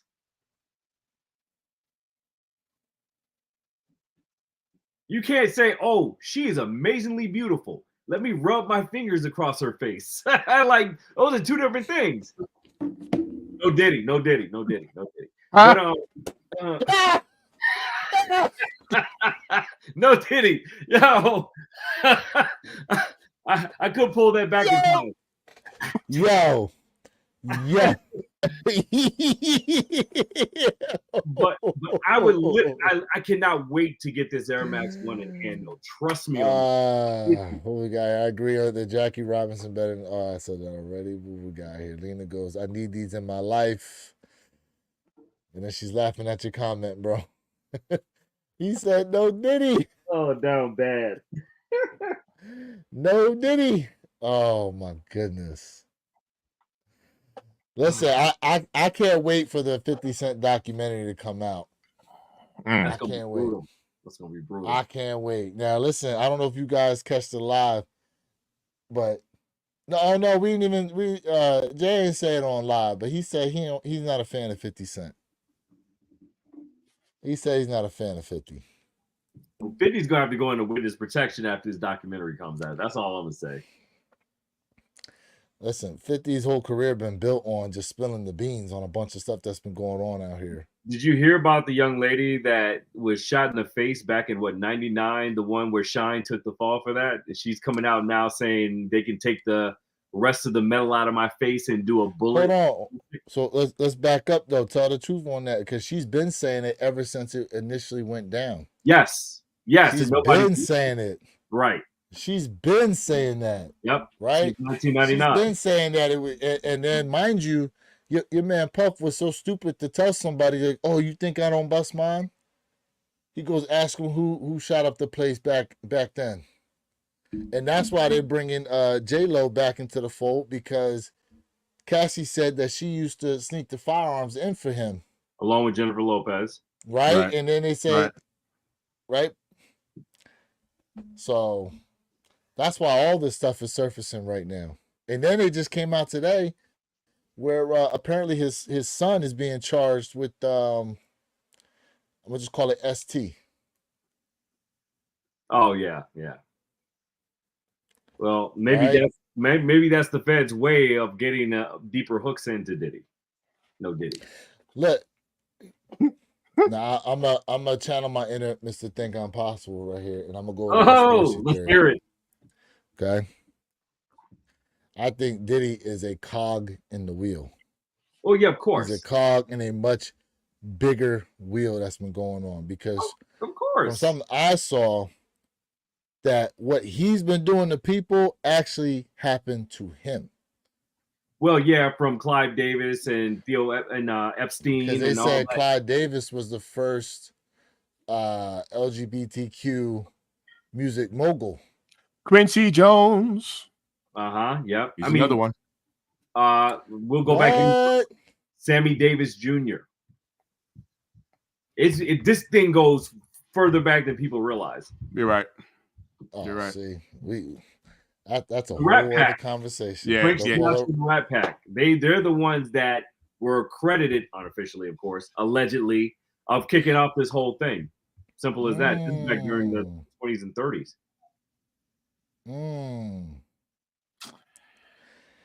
Well, that's interesting information right there. I'll tell you that. Wow.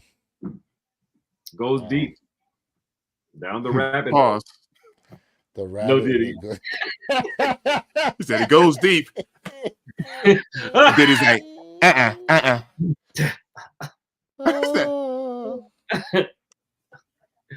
Oh shit! Take that. Oh man. And on that note, Purple Haze, what you got, bro? Man, look, I want to thank everybody for tapping in with us tonight, man, entertaining our tomfoolery, but getting educated on sneakers at the same time. Hey, man, thank you all, man. Don't forget to like, share, subscribe.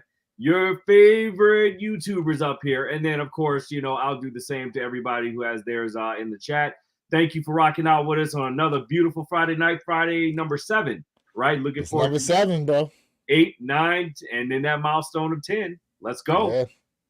Yes, sir. Yes, Man, sir. that is so dope, man. As usual, thanks for tapping in. You know, Matt, if you rocked with us the whole time or if you came in late, you spent some time with us. We appreciate you. We love you for that. Enjoy your weekend. Hey, real quick though, when you dropping the trophy room video? Yes. You said you went and all right. got them out the car, didn't you? Yeah, I went and got them out the car. Man, they came in on Monday, and I've been so busy. I have not taken them out of the box yet. Ooh. So it's a box inside of a box, right? So peep this, because I need to capture this before I break it open. Yeah, the teaser. You saw it here first, Go the folks. teaser. So yeah, I haven't even taken the paper out and pulled the shoe out yet. So, yep. You said that's all y'all gonna get right now. Tough. Size 12. Just like he did with the airships. I still forgot that. Hey, we got to put that in a highlight reel. Swear to God. Oh man. Yep. So yeah, that's I gotta soon. get that Opus clip thing. But yep. Yeah, man. Coming soon, no doubt. That's soon. Listen, once again, week 7. Once again, guys, this is dope, man. I'm telling you right now. I have people literally reach out to me and go, like, you guys going live? You going live on Friday, right? Like, that's dope. Yeah, that's love. What we're doing, man, I'm telling you now, sky's the limit, bro. This is just, I love it. I'm almost at a loss for words, but yes, like, comment, share, subscribe. Be aware we will be back next week, next Friday, once again, 9 o'clock Eastern, 6 p.m. Pacific Standard Time.